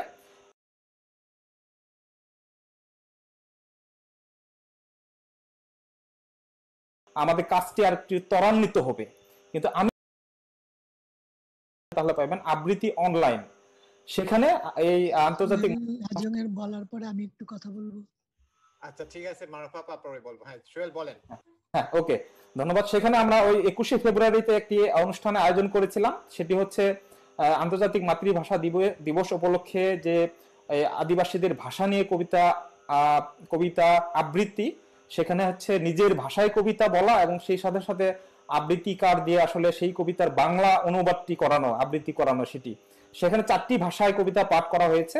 হাজং ভাষায় আমি ছিলাম, চাকমা ভাষায় পাপিয়া চাকমা, সান্তালি ভাষায় সাবিত্রী হেমব্রম এবং ত্রিপুরা ভাষায় মুকুলকান্তি ত্রিপুরা, এই 4 জন ছিলেন। সেটি একটি উদ্যোগ। আর 9ই আগস্ট আদিবাসী দিবস উপলক্ষে, আন্তর্জাতিক আদিবাসী দিবস উপলক্ষে আমাদের জাতীয় হাজং সংগঠন একটি হাজং ভাষার কবিতা পাঠ এবং আবৃত্তি একটি আয়োজন করেছিল, সেটিও অনলাইনে। তো এইভাবে আসলে কিছু টুকিটাকি যাদের আছে তারা এইভাবে অনুষ্ঠান করে যাচ্ছে হয়তো বিভিন্ন জায়গা থেকে, কিন্তু এটি একটি ভালো প্রস্তাব যদি আমরা সামগ্রিকভাবে একটি ওইভাবে উদ্যোগটি নিতে পারি। তো এটি আমার কথা। আর আরেকটি কথা বলে আমি শেষ করবো, সেটি হচ্ছে যে জ্ঞানদর্শী চাকমা দাদা যে প্রশ্নটি করেছিলেন যে আসলে সিভিল সোসাইটির যে আসলে তৎপরতা সেইভাবে দেখা যায় না, তারপরে অ্যাডভোকেসির অভাব রয়েছে, যেটি মথুরাদার ভাষায় যেটি বলেছেন যে ধর্ণা দেওয়া, এই কাজটি আর কি। যত বেশি আসলে আমরা আমাদের ভাষা কবিতা নিয়ে অ্যাডভোকেসি করব, তত বেশি আসলে আমার মনে হয় আমাদের কাজটি আর একটু ত্বরান্বিত হবে। কিন্তু আমি যেটা বলতে চাই সেটি হচ্ছে যে ভাষা কিন্তু আসলে আমাদের একটি অধিকার, এবং রাষ্ট্রের কিন্তু দায় এটি থাকে আসলে এই ভাষাকে নিয়ে কাজ করার, যে আসলে এই তারা একটি ভাষা হারিয়ে যাওয়া মানে একটি জাতি হারিয়ে যাওয়া। তারপরে হচ্ছে ভাষা কিন্তু একটি সেন্সিটিভ, খুবই স্পর্শকাতর বিষয় বলে আমি মনে করি। সেটি কিন্তু এমন না যে সরকারি ম্যান্ডেট রয়েছে আদিবাসীদের ভাষা নিয়ে কাজ করলাম, সেরকম কিন্তু না। আসলে আমি যেটি বলবো যে প্রত্যেকটি জায়গা এবং একই জাতিগোষ্ঠীর একই ভাষাভাষীর লোক, কিন্তু আপনি দেখবেন যে স্থান ভেদে তাদের দূরত্ব অনুযায়ী ভাষাও কিন্তু একটু পরিবর্তন হয় এবং ভাষা কিন্তু ভিন্ন রকম। এবং একই জাতিতে গোত্র যদি আলাদা হয় তাহলে কিন্তু ভাষা অন্যরকম। তার মানে ভাষা নিয়ে কাজ করা কিন্তু খুবই স্পর্শকাতর একটা বিষয়। এখানে মিঠুন কুমার কোচ রয়েছে, চন্দন কোচ রয়েছে। সেই মিঠুন কোচ যে কোচ জাতিগোষ্ঠী, আর আমরা আমাদের যে টাঙ্গাইল বা গাজীপুরে যে কোচ রয়েছে তাদের ভাষা কিন্তু এক না, যদি গাজীপুরের কোচ ভাষাটি হারিয়ে ফেলছে, কারণ ওদের ভাষার মধ্যেও কিন্তু একই কোচ জাতি হলেও কিন্তু আবার ভাষার কিন্তু পার্থক্য রয়েছে। সেইভাবে আজকে আপনি দেখেন যে 5টি ভাষা নিয়ে সরকার চালু করেছে মাতৃভাষা শিক্ষা প্রচলন, সেখানে আপনি একটি ভাষা দেখবেন যে সাদ্রি ভাষা। এখন কাদেরকে ধরে সাদ্রি ভাষাটি নেওয়া হয়েছে? তাহলে দেখবেন যে ওরাওদের ভাষা ধরে নেওয়া হয়েছে। কিন্তু আপনি যদি খুঁজে দেখেন, ওরাওদের কাছে যদি বলেন যে আসলে ওরাও জাতির মূল ভাষা কি, মাতৃভাষা কি, তারা কিন্তু বলে তাদের মূল মাতৃভাষা হলো কুরুক ভাষা। কিন্তু আসলে কুরুক ভাষা নিয়ে কাজটি করা হচ্ছে না, সরকার যে কাজটি করছে সাদ্রি ভাষা নিয়ে। কারণ সাদ্রি একটি প্রচলিত রূপ এবং মিক্স একটি ভাষা, যে ভাষাটি এখন সবাই ব্যবহার করে টুকিটাকি। ওরাও ব্যবহার করে, মাহাতোরাও ব্যবহার করে এবং উত্তরবঙ্গ অনেক ভাষায় ব্যবহার করে। এই জন্য সরকার মনে করেছে এই ভাষায় পাঠ্য কার্যক্রম শুরু হলে হয়তো অনেক জাতি উপকৃত হবে। কিন্তু আসলে দেখেন যে আপনার যে আদিবাসীর যে জাতিত্ব, যে মূল ভাষা, সেটি কিন্তু উৎসাহ দেওয়া হচ্ছে না। সেটি একটা আসলে সরকারি ম্যান্ডেট, সেটি বাস্তবায়ন করা হচ্ছে। এই জন্য আমি এটাই বলতে চাচ্ছি যে আসলে ভাষা একটি খুবই স্পর্শকাতর বিষয়। এটি ওইভাবে আসলে আদিবাসীদের ভালোবেসে, আমি বলছি আদিবাসী বান্ধব পরিবেশ সৃষ্টি করে এই কাজটি করা হবে। আর এটি করা হয় না বলে হয়তো দেখা যায় কোনো কোনো ক্ষেত্রে সিভিল সোসাইটি বা আমরা সুশীল সমাজের মধ্যে হচ্ছে তাদের মনোমতো কাজগুলো হয় না, এরকম আসলে আমরা বিভিন্ন জায়গায় দেখি। এর অন্য কারণে থাকতে পারে। ধন্যবাদ আমাকে সুযোগ দেওয়ার জন্য। ধন্যবাদ সোহেল, অনেক গুরুত্বপূর্ণ বিষয় নিয়ে আসছেন আসলে।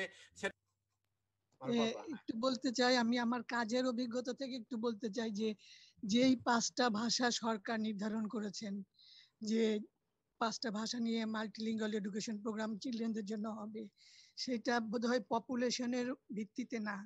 যেই ভাষাগুলোর স্ক্রিপ্ট আছে এবং যেগুলো তো মতভেদ কম, সেগুলো নিয়ে এই প্রথম দিকে আমি কাজ করেছি চাকমা ভাষায় পাইলট প্রোগ্রামটা। তারপর মেন স্ট্রিমিং হওয়ার পরে আমার আর কাজ করার সুযোগ হয়নি। তো এখানে যেমন যে চাকমা ভাষার যখন স্ক্রিপ্ট আমরা নিয়ে কাজ করছি, তখন কিন্তু বানানের জন্য অনেক মতভেদ ছিল। তো সেই সব জায়গাগুলোকে উত্তরণ করা যায় কিনা বা একটা নির্দিষ্ট পর্যায়ে আসা যায় কিনা। তাছাড়া কিছু জিনিস আছে একাডেমিক দিকে, যে জিনিসগুলোকে যেই ক্ষেত্রগুলোতে কন্ট্রিবিউশন রাখতে পারেন নির্দিষ্ট কমিউনিটি, যেমন সংস্কৃতিতে আছে একটা যে সবাই মিলে যখন কোনো কাজ করতে একজন যখন কাজ করতে পারে না তখন সবাই মিলে সেই কাজটাকে সমাধান করা যায়, এরকম একটা টার্মকে ইউজ করা হয় চাকমা ভাষায়, মালায়ে দাকামা বা কি যেন টার্মটা ছিল, মালায়ে দাকমা বোধহয়, এরকম একটা, যেটা সব মানে মালিয়ে হ্যাঁ মালিয়ে মালায়ে মালিয়ে দাগানা, মালায়ে দাগানা না, মালিয়ে। এরকম একটা, হ্যাঁ হ্যাঁ। তো এই ধরনের জিনিসগুলো, বিষয়গুলোকে, সংস্কৃতিতে যেগুলো ছিল আপনাদের এখন হয়তো অতটা প্রচলন নাই, সেই জিনিসগুলোকে এনে ছোট গল্প করা যায় কিনা, বা মূল্যবোধ, যে মূল্যবোধ গুলা এখন এত প্রকট না, এই জন্য আমি নেগেটিভ সেন্সে নিতে চাই না, যে মূল্যবোধ গুলোর প্রচলন খুব বেশি ছিল আগে কিন্তু এখন অতটা প্রকট না, সেই জিনিসগুলোকে হাইলাইট করা যায় কিনা একাডেমিক বিষয়ে। আর যে এনজিও গুলো কাজ করছে, মাল্টিলিঙ্গুয়াল এডুকেশন প্রোগ্রাম যারা করছেন, তাদের সাথে কথা বলে তারা যে মেটেরিয়াল গুলো করেন সেখানে আপনাদের কন্ট্রিবিউশন কতটুকু থাকে, কতটুকু রাখা যায়। কারণ আমি যখন কাজ করেছি, আমি সুগত চাকমা দাদা, প্রিয়দর্শী খিসা, শুভ্রজ্যোতি চাকমা, তারপরে রতিকান্ত তঞ্চঙ্গা দাদা, সবাইকে আমরা ইনভলভ করেছি, কারণ যার যা মতবাদ আছে, যার যা অভিজ্ঞতা আছে, যে যেখানে কন্ট্রিবিউট করতে পারেন। যেমন রতিকান্ত দাদা আমাদেরকে ছবি এঁকে দিয়েছিলেন, আমাদের বইতে আমাদের ছবি এঁকে দিয়েছিলেন, কারণ আদিবাসী সম্প্রদায়ের চেহারাটা বাঙালি আর্টিস্ট যদি করে, বা যে বিষয়গুলোকে আমরা এনেছিলাম মেটেরিয়ালে, সেই বিষয়গুলোকে অত প্রকট করে তুলতে পারবে না, সেই জিনিস ক্ষেত্রগুলোকে একটু হাইলাইট করা যায় কিনা এই একাডেমিক বিষয়ে। কারণ এখানে আপনারা সংস্কৃতি এবং সাহিত্য নিয়ে যে যে উত্তরণের যে সমস্যা আছে বা এটাকে কিভাবে উত্তরণ করা যায়, এই বিষয়গুলোকে ফোকাস করেছেন। তার সাথে একাডেমিক দিকগুলোও এসেছে, তবে একাডেমিক দিকগুলোতে যদি কন্ট্রিবিউট করা যায় তাহলে কতটুকু ভালো হয় বা কতটুকু মজবুত হয়, সাস্টেনেবল হয় প্রোগ্রামটা, সেগুলোকে একটু যদি দৃষ্টিপাত করেন তাহলে বোধহয় একটু ভালো হয়। থ্যাংক ইউ, শোনার জন্য ধন্যবাদ।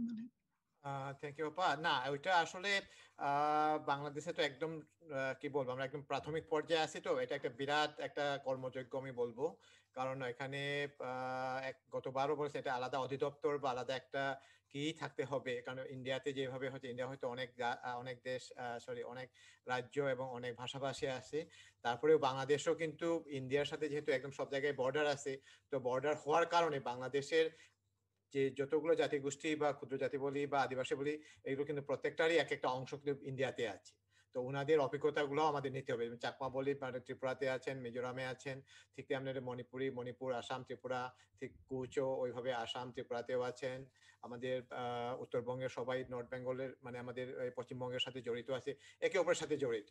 কিন্তু সমস্যা হচ্ছে বাংলাদেশে খুব এই ইদানিং আমরা শুরু করেছি মাত্র এই বিষয়ে কি করার জন্য আর কি। তো তারপরেও শুরু করেছে বা করতেছে, ওইটা অবশ্যই ধন্যবাদ হোক, কিন্তু আমরা অনেক দেরি করে ফেলেছি। আর বিশেষ করে প্রাথমিক শিক্ষা বা শিক্ষায় কি করাটা খুবই টাফ।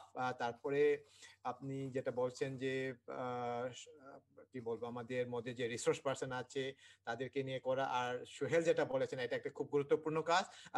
কথা যে ভাষা নিয়ে কিন্তু আমাদের আদিবাসী বলি বা আমাদের জাতিগোষ্ঠীর মধ্যে কিন্তু অনেক বাকবিতণ্ডা বা অনেক ধরনের মতবাদ আছে, অনেক ধরনের সমস্যা আছে, কিন্তু ওইটা নিয়ে কাজ করতে করতে এক সময় ওইটা আমরা একটা পর্যায়ে নিয়ে আসতে পারবো। আমি যদি আমাদের কথাই বলি যে মণিপুরি ভাষা বা মিতেই ভাষা, তো এই যে মণিপুরিতে বাংলাদেশে আমরা দুটা ভাবে বিভক্ত, হয়তো অনেক বাধা বিপত্তি রয়ে গেছে, কিন্তু ওইটা নিয়ে আমাদের কাজ করতে হবে। কাজ করলেই ওইটা আগামীতে ওইটার কিটা চলে আসবে আর সমস্যাটা কি হবে। যেমন মণিপুরীদের যেমন বাংলা বর্ণমালা দিয়ে হবে কিনা, যেমন আমাদের সাঁওতালিদের সান্তালি এটা কি বাংলা অক্ষরে হবে না ইংরেজি অক্ষর, রোমান স্ক্রিপ্ট বা মডিফাইড রোমান স্ক্রিপ্ট বলে ওটা দিয়ে হবে না, হ্যাঁ ওদের নিজেদের যে অলচিকি দিয়ে হবে। তো এই যে পরস্পর যে বাংলাও একটা পর্যায়ে ছিল, সেটা হয়তো মধ্যযুগে আমরা কাটিয়ে উঠছি, বা সেটা ঊনবিংশ শতাব্দী বা মানে বিংশ শতাব্দীর মধ্যে আমরা ওই পর্যায়টা পার হয়ে আছি। কিন্তু বাংলাদেশের যে আদার যে কমিউনিটি বা আদার যে লিঙ্গুইস্টিক যে মাইনরিটি, তাদের সেই পর্যায়ে আমরা হয়তো যেতে পারি না, কিন্তু ওটা নিয়ে কাজ করতে করতেই একটা ম্যাচুরিটি আসবে বা একটা পর্যায়ে চলে আসবে আর কি। তো এর মধ্যে কারো যদি কিছু বলার থাকে, আমাদের মধ্যে আব্দুল সামাদ স্যার আছেন, তারপরে হলো আলম। আবারও মানে রিপিট করছি দ্বিতীয় সেশনে। ধন্যবাদ আপনাকে। ওই যে শোনা যাচ্ছে আমার কথাটা? শোনা যায়, আমার শোনা কথা যায়, শোনা যাচ্ছে? শোনা যায়। আচ্ছা ঠিক আছে। আমাদের আহ, এই যে আলোচনা হচ্ছে, এগুলো ডকুমেন্ট হচ্ছে। এখন কথা হচ্ছে আমাদের আর্কাইভস, আমাদের অনলাইনে গুগলে যে আমরা যত কিছু সার্চ করি, গুগল হলো আমাদের একটা প্রতিষ্ঠান, শিক্ষা প্রতিষ্ঠান। আমরা সেখানে যা সার্চ করি ওইটাই চলে আসে। এই যে আমরা যদি গুগলে চাকমা সার্চ করি, শুধুমাত্র ওই ইউকিপিডিয়ায় চলে আসবে ওরা কোন ধর্মাবলম্বী, ওদের কি ভাষা, সাহিত্য, খুব সংক্ষিপ্ত আকারে আমরা কিছু নথি পাবো। এর বাইরে কিন্তু আমরা কিছু পাবো না। এগুলো আমাদের সমৃদ্ধ করতে গেলে আমাদেরকে এগিয়ে আসতে হবে। যেমন চাকমা সম্প্রদায় থেকে আমরা এগিয়ে আসবো। আপনারা ওই মানে যার যার সম্প্রদায় থেকে আমরা নিজেরাই এগিয়ে এসে আমাদের কী করতে হবে, ওয়েবসাইট করতে হবে। ওয়েবসাইটে যখন গুগলে অ্যাড হবে তখন আমরা যেটাই সার্চ করি ওইটাই চলে আসবে। এভাবে আমাদের কিছু ওয়েবসাইট আছে চলমান, জুম জার্নাল আছে, আমাদের hillbd.com আছে। আর এই ওয়েবসাইটগুলো আমাদের কি করতে হবে, একত্রিত করে এগিয়ে আসতে হবে। ওই ওয়েবসাইটে আমাদের থাকবে টিউটোরিয়াল, থাকবে এই যে ভিডিও, থাকবে বিভিন্ন ডকুমেন্ট, এই যে সব বইয়ের পাণ্ডুলিপি কি থাকবে, পিডিএফ আকারে থাকবে। যেহেতু আমরা কোনো একজন যদি রেফারেন্স চাই, এই যে কিছুক্ষণ আগে জ্ঞানদর্শিতা চাইলো রত্নবালা 12 মাস, আমাদের কাছে নাই। এগুলো যদি আমরা কোনোভাবে সংগ্রহ করে যদি আমরা পিডিএফ আকারে হোক, কোনো না কোনোভাবে যদি আমরা যদি অনলাইনে ঢুকাতে পারি, তখন আর আমাদের কারো কাছে ধন্যা দিতে হবে না। আমরা অনলাইনে, যেহেতু আমরা বিজ্ঞানের এই যুগে বাস করছি হিসেবে আমাদের এটা গুরুত্বপূর্ণ মনে করি আর কি। এটার জন্য আশা করি আমাদের উপরেওয়ালা যারা আছেন, যেমন মথুরা দাদা আছেন, আমাদের সাংস্কৃতিক ইনস্টিটিউটগুলো যেগুলো 3 পার্বত্য জেলায় আছে, আপনাদের যে যে ওই ময়মনসিংহে বিরিশিরি, আপনাদের যে মানে আদিবাসীদের যতগুলো আমাদের আছে, সংগঠন আছে, এই সংগঠনগুলো আমার একত্রিত করে আমাদের একটা কী করতে হবে, ওয়েবসাইট করতে হবে। ওই ওয়েবসাইটে আমরা যদি মণিপুরি লিখি সব কিছু আমরা পাবো, চাকমা লিখলে সব কিছু পাবো। এই আমার হলো মানে আমার প্রশ্নও না, এটা হলো মতামত। ধন্যবাদ দাদা। Thank you. না ওইটা দরকার না, ওইটাই আমি গতবারও বলছি যে এখন তো ডিজিটালাইজেশনের যুগ, তো হ্যাঁ। আমরা এখানে আসলে আমাদের রিসোর্স পার্সনের প্রচন্ড অভাব আছে, আর আগ্রহেরও কিছু কমতি আছে। এখন সবাই সোহেল যেটা বলেছেন আর কি, যে আমাদের যে চাকরি বাকরি মানে চাকরির জন্য যতটুকু আমরা মনোযোগ দেই বা নিজের ক্যারিয়ারের জন্য যতটুকু মনোযোগ দেই, সব মাতৃভাষা বা নিজেদের সমাজ সংস্কৃতি নিয়ে হয়তো এতটুকু আমরা সময় দিতে পারি না, বা হয়তো ইচ্ছা করলেও হয়তো পারি না বাস্তবতার কারণে। কিন্তু এখানে গভর্নমেন্টের একটা কি থাকে, এই যে ক্ষুদ্র জাতিগোষ্ঠীর যে ভাষার যখন কি হবে, তখন কিন্তু ওইটার যে ট্রেনার লাগতেছে, তারপরে ওইটার বইয়ের জন্য লেখক লাগবে, তাই না? তারপরে ওই বইটাকে পড়ানোর জন্য ইনস্ট্রাক্টর লাগবে। এটাও কিন্তু একটা সিস্টেমের মধ্যে আসতেছে। তার মানে আমাদের ক্ষুদ্র ভাষা বা ক্ষুদ্র জাতিগোষ্ঠী ভাষিক যে আমাদের যে লেখক সাহিত্যিক, তাদেরও এক ধরনের কাজ পাচ্ছে, ঠিক আছে না? তো ওইটা কিন্তু গভর্নমেন্ট থেকেই আসতে হবে। ওইটা নিয়ে আমি আলোচনাটা চালিয়ে যাচ্ছি আর কি। এর জন্য আমরা যেহেতু অনলাইনে যারা যারা পারছেন, আমরা মণিপুরে আমরা চেষ্টা করছি যে মণিপুরি ভাষায় আমরা ওয়েবসাইট, একদম মণিপুরি ভাষায় মণিপুরি অক্ষরে এখনো পারিনি। বাংলাদেশ থেকে আর কি, মণিপুরি অক্ষর ইন্ডিয়াতে আছে, কিন্তু বাংলাদেশ থেকে মণিপুরি অক্ষর বা হরফে এখনো পারিনি, কিন্তু বাংলা লেখায় কিন্তু মণিপুরি ভাষায় আমরা করতেছি। এবং কিছু কিছু বই আমরা অলরেডি পিডিএফ আকারে, ডিজিটাল কিংবা আমরা আর্কাইভ আকারে আমরা কিছু রাখা শুরু করেছি। তো আমি সবাইকে উৎসাহিত করতে চাই আর কি। বিশেষ করে সোহেলও তো যেহেতু ওই এর সাথে সম্পর্কিত আছেন, আমি জানি ইন্টারন্যাশনালি যদি ওইটার যদি কোনো কি থাকে ওটা করা যায়। আর আরেকটা বলি, সেটা হলো বাংলাদেশের বাংলা, আমি একটা গ্রুপে আমি শেয়ার করেছিলাম বাঙালি অনেক। হ্যাঁ বলেন, আপনার উদ্যোগটা বলেন তো। আমি শুনতে আমি শুনতে পাচ্ছি।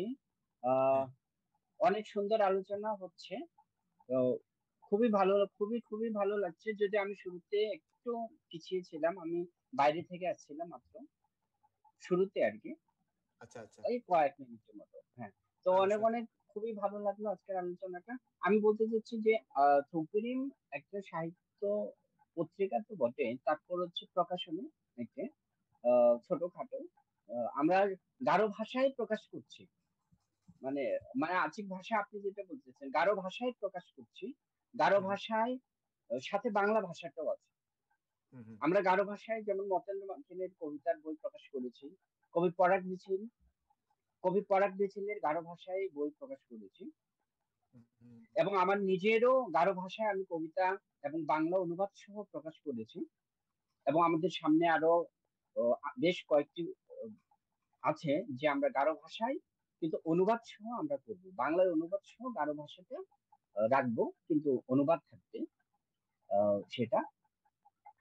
আর এমনিতে আমরা আমাদের গারো সাহিত্যটাকে বাংলা ভাষায় যারা চর্চা করছেন তারা তো করছেনই, এবং আমি এটা বলতে চাই যারা বাংলা ভাষায় চর্চা করছে এবং যারা গারো তাদেরকে তো অবশ্যই আমি সাধুবাদ এবং অভিনন্দন এবং তাদেরকেও তুলে নিয়ে আসতে চাই আমাদের থোকবিডিমের মাধ্যমে।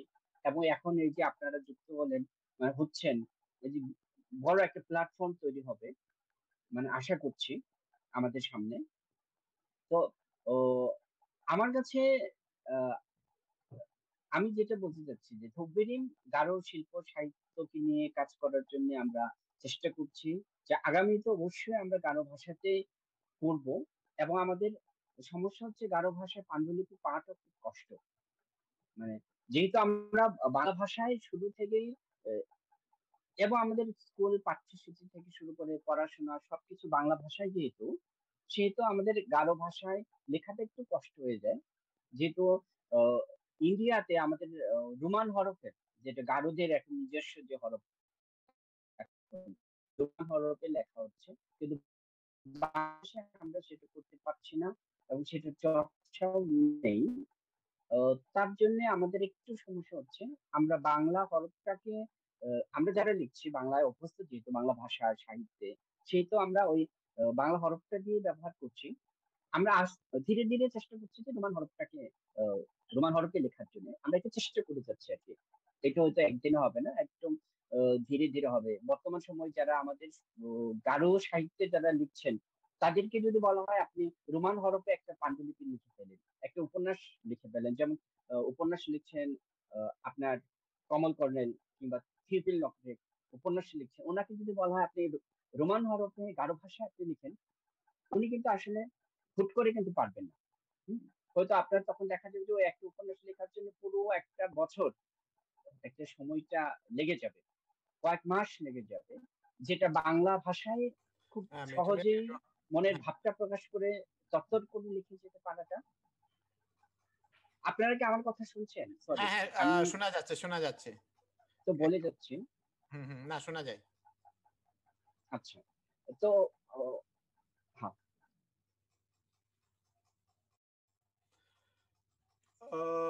তো যাই হোক, যখন প্যান্ডামিক বা আমাদের কোভিড-19 এর যে প্রবলেম, এটা যখন শেষ হবে, সশরীরে সবার সাথে দেখা সাক্ষাৎ করে কিভাবে কি করা যায় আমরা ওটা নিয়ে চেষ্টা করবো আর কি। তো এর মধ্যে আরো কারো যদি কি থাকে বলেন। আমরাও প্রায় দাদা আমি একটু বলি, যেটা ওই যে মারুফা আপা যে কথাটি বলেন আর কি, সেটি ধরেই আসলে যে সরকারের যে উদ্যোগটি আসলে 5টি বা 6টি ভাষা নিয়ে যে প্রথমে শিক্ষা কার্যক্রম চালুকরণ, আসলে কিসের উপর ভিত্তি করে এটি নেওয়া হয়েছে সেটি হয়তো যারা কমিটিতে আছেন তারাই জানতে পারবেন, কিন্তু আসলে যেভাবেই হোক সরকার যে উদ্যোগটি নিয়েছে এটি কিন্তু চমৎকার, আমরা বলি এটা আসলে প্রশংসার দাবি রাখে। কিন্তু আসলে আমরা মনে করি যে যে জাতিগুলো খুব পিছিয়ে রয়েছে, সংখ্যাই কম, তাদের যদিও ওরকম হয়তো একটা স্কুল হলে তো স্টুডেন্ট লাগবে, শুধু স্টুডেন্ট যদি না থাকে তাহলে কিভাবে শিক্ষা কার্যক্রম আপনি চালু করবেন? যেমন ধরেন যে করা জাতি গোষ্ঠী মাত্র 18টি পরিবার রয়েছে, তাদের জন্য আপনি আসলে কি ব্যবস্থা নেবেন? এই জন্য ছোট ছোট জাতির আসলে ভাষার মানুষের ভাষাকে রক্ষা করার জন্য তাদের জন্য আসলে ব্যবস্থা অন্যরকম ভাবে নিতে হবে, যে তাদের ডকুমেন্টারি হতে পারে, ডিকশনারি হতে পারে, এবং ওদের নিয়ে এই ভাষা নিয়ে চর্চা, বিভিন্ন সাংস্কৃতিক অনুষ্ঠান হতে পারে, সেগুলো করা যায়। এবং হচ্ছে তিনি মারুফা আপা যেটা বলেছেন যে আসলে হতে পারে সেটা স্ক্রিপ্টের উপরে, কিন্তু আমি আসলে এটার সাথে একমত না, কারণ স্ক্রিপ্টের উপরে যদি হতো তাহলে নির্ভর করে যদি এটা ভাষাটা নেওয়া হতো, তাহলে আপনি জানেন যে মণিপুরি ভাষা তাদের তাদের নিজস্ব স্ক্রিপ্ট রয়েছে, সেটিও আসলে হতো। তারপরে হচ্ছে আপনার সবার যে 5টি ভাষা এখানে উদ্যোগ নেওয়া হয়েছে সবার কিন্তু স্ক্রিপ্ট নেই। যেমন ত্রিপুরা ককবর্গ ভাষা, তারা কিন্তু রোমান হরফ দিয়ে ব্যবহার করছে শিক্ষা কার্যক্রম। চাকমাদের নিজস্ব বর্ণমালা রয়েছে, মারমাদের রয়েছে, কিন্তু আপনি যদি গারো ভাষার কথা বলেন তারাও কিন্তু আসলে রোমান হরফ নিয়ে এই শিক্ষা কার্যক্রম চালু করে দিয়েছে। এবং সাদ্রি ভাষা যেটা, তারা কিন্তু বাংলা হরফ ব্যবহার করছে। আমাদের হাজং আমরা কিন্তু বাংলা হরফ ব্যবহার করি। তো সেইভাবে সাঁওতালদের কিন্তু উদ্যোগ নেওয়া হয়েছিল প্রথমে 6টি ভাষায়, তাদের আসলে কোনো হরফই আসলে ঠিক হয়নি, এই জন্য আসলে হরফ নিয়ে দ্বন্দ্ব হয়ে আসলে তাদের কাজটি পড়ে রয়েছে। কেউ চেয়েছিলেন রোমান হরফে, কেউ বাংলায়, এখন কেউ দাবি করছেন অলচিকি হরফে। এই জন্য আমার মনে হয় যে হরফ এর উপর ভিত্তি করে এটু পুরোপুরি না, সেটি না আসলে জনসংখ্যা সেটাও হতে পারে, আবার অন্য কোনো কারণও থাকতে পারে। তবে যেটাই হোক এই উদ্যোগটি চমৎকার, এটা আমি মনে করি আর কি। ধন্যবাদ, এটুকুই বলার ছিল। হ্যাঁ, না ওইটাই আপাও যেটা বলছেন যে ঠিক ঠিক এখানে আসলে গভর্নমেন্টের আমরাও ঠিক জানি, কিন্তু আমি যেটা মনে করি সেটা হচ্ছে যে প্যারালাল ভাবে দুটা হতে পারে আর কি। একটা হলো ইনডেঞ্জার্ড ল্যাঙ্গুয়েজ বা বিপন্ন ভাষা, বা আমরা যেটা বলি যে বিলুপ্তপ্রায় ভাষা কি বাঁচিয়ে রাখার জন্য আলাদা একটা উদ্যোগ নিতে পারতো বা নেওয়া যেত আর কি। তো এনিওয়ে ওইটা নিয়ে হয়তো আমরা আগামীতে এই বিষয় নিয়েই আমরা আলোচনা করবো, একটা সেশন বা একটা এপিসোডে আমরা একবার বা দুইবার তিনবার নিয়ে এটা নিয়ে আলাপ করবো। সংশ্লিষ্ট যারা আছেন, বিশেষ করে আমাদের এখানে মথুরাদা আছে যারা এরকম এই কার্যক্রমের সাথে জড়িত আছেন, সৌরভ স্যার আছেন, ওনাদেরকে নিয়ে আমি চেষ্টা করবো পরবর্তীতে এটা নিয়ে আর একটু আলোচনা করার জন্য। প্রথমে আপনাকে অসংখ্য ধন্যবাদ দাদা আমাকে এখানে যুক্ত করার জন্য। সেই সাথে আজকে এখানে যারা উপস্থিত আছেন সকলকে আমার প্রণাম। আমার নাম হচ্ছে চন্দন কুচ, আমি ময়মনসিংহ ভালুকা থেকে, আমি কুচ সম্প্রদায়ের। তো আমাদের কুচদের যে ভাষা নিয়ে যে প্রবলেম গুলো আছে, এটা আমাদের বাংলাদেশে আমরা যারা আছি এটা আমরা এখন সেটা উপলব্ধি করছি এবং কি আগেও থেকেও করছি। এখন একেবারে সংকটের শেষ পর্যায়ে, যেটা আমি গত মিটিং এ আমি ছিলাম, গত মিটিং এ যে আলোচনা হয়েছিল যে আমাদের কুচদের, গারোদের, তারপর হচ্ছে হাজংদের, বানাইদের, আমাদের যে মাতৃভাষাটা সেটা একেবারে অষ্টম লেভেলে চলে যাচ্ছে, প্রায় একেবারে বিলুপ্তির পথে। তো ঠিক আমাদের এই পর্যায় থেকে আমরা এটা কি করে আমরা এটা ধরে রাখবো, কিংবা আবার কি করে এটা আমরা আমাদের মাঝে ফিরিয়ে আনবো, সেই বিষয়গুলো নিয়ে আমাদের কিছু সংকোচ থেকে যায় আর কি। আর এখানে বলা হচ্ছে যে মাতৃভাষার কিছু কিছু বর্ণমালা থাকে, আমাদের কুচদের যে বর্ণমালা সেটাই আমরা এখন পর্যন্ত ওইভাবে আইডেন্টিফাই করতে পারিনি। কেউ বলছে হচ্ছে নাগরী ভাষার যেটা বর্ণমালা আছে সেটা আমাদের কুচদের বর্ণমালা। এরকম কিছু কিছু আমাদের সংশয় দেখা দিয়েছে আর কি। মূলত এখন এই পর্যায়ে কি করে এটা করা যায় সেই বিষয়ে আপনাদের সাথে, মানে আপনাদের কাছে আমার অনুরোধ থাকবে যে আমাদের সেই সাথে সাথে আমাদের এই ভাষাগুলো আমরা কি করে ধরে রাখতে পারি, এবং ভাষা থাকলেই তো হয়তো আমাদের অস্তিত্বটা টিকে থাকবে। তো মূলত আমি হয়তো এত কিছু ওইভাবে গুছিয়ে বলতে পারছি না, অনুগ্রহ করে ক্ষমার দৃষ্টিতে দেখবেন। তো অসংখ্য ভালো লাগে এই আপনাদের এই প্ল্যাটফর্মটা আমার। তো আমি আছি আপনাদের সাথে। ধন্যবাদ আমাকে এই সময় দেওয়ার জন্য। নমস্কার সবাইকে। ওকে, ধন্যবাদ চন্দন। না আমরা তো ঠিক আছে, আমার মনে হয় আমাদের খুব একটা বক্তব্য আজকের মতো অনেক দেরিও হয়ে গেছে, আর আমরা দীর্ঘায়িত করতে চাচ্ছি না। আজকে আবারও আমি সবাইকে ধন্যবাদ জানাই। আমি আপাতত রেকর্ডিংটা অফ করতেছি।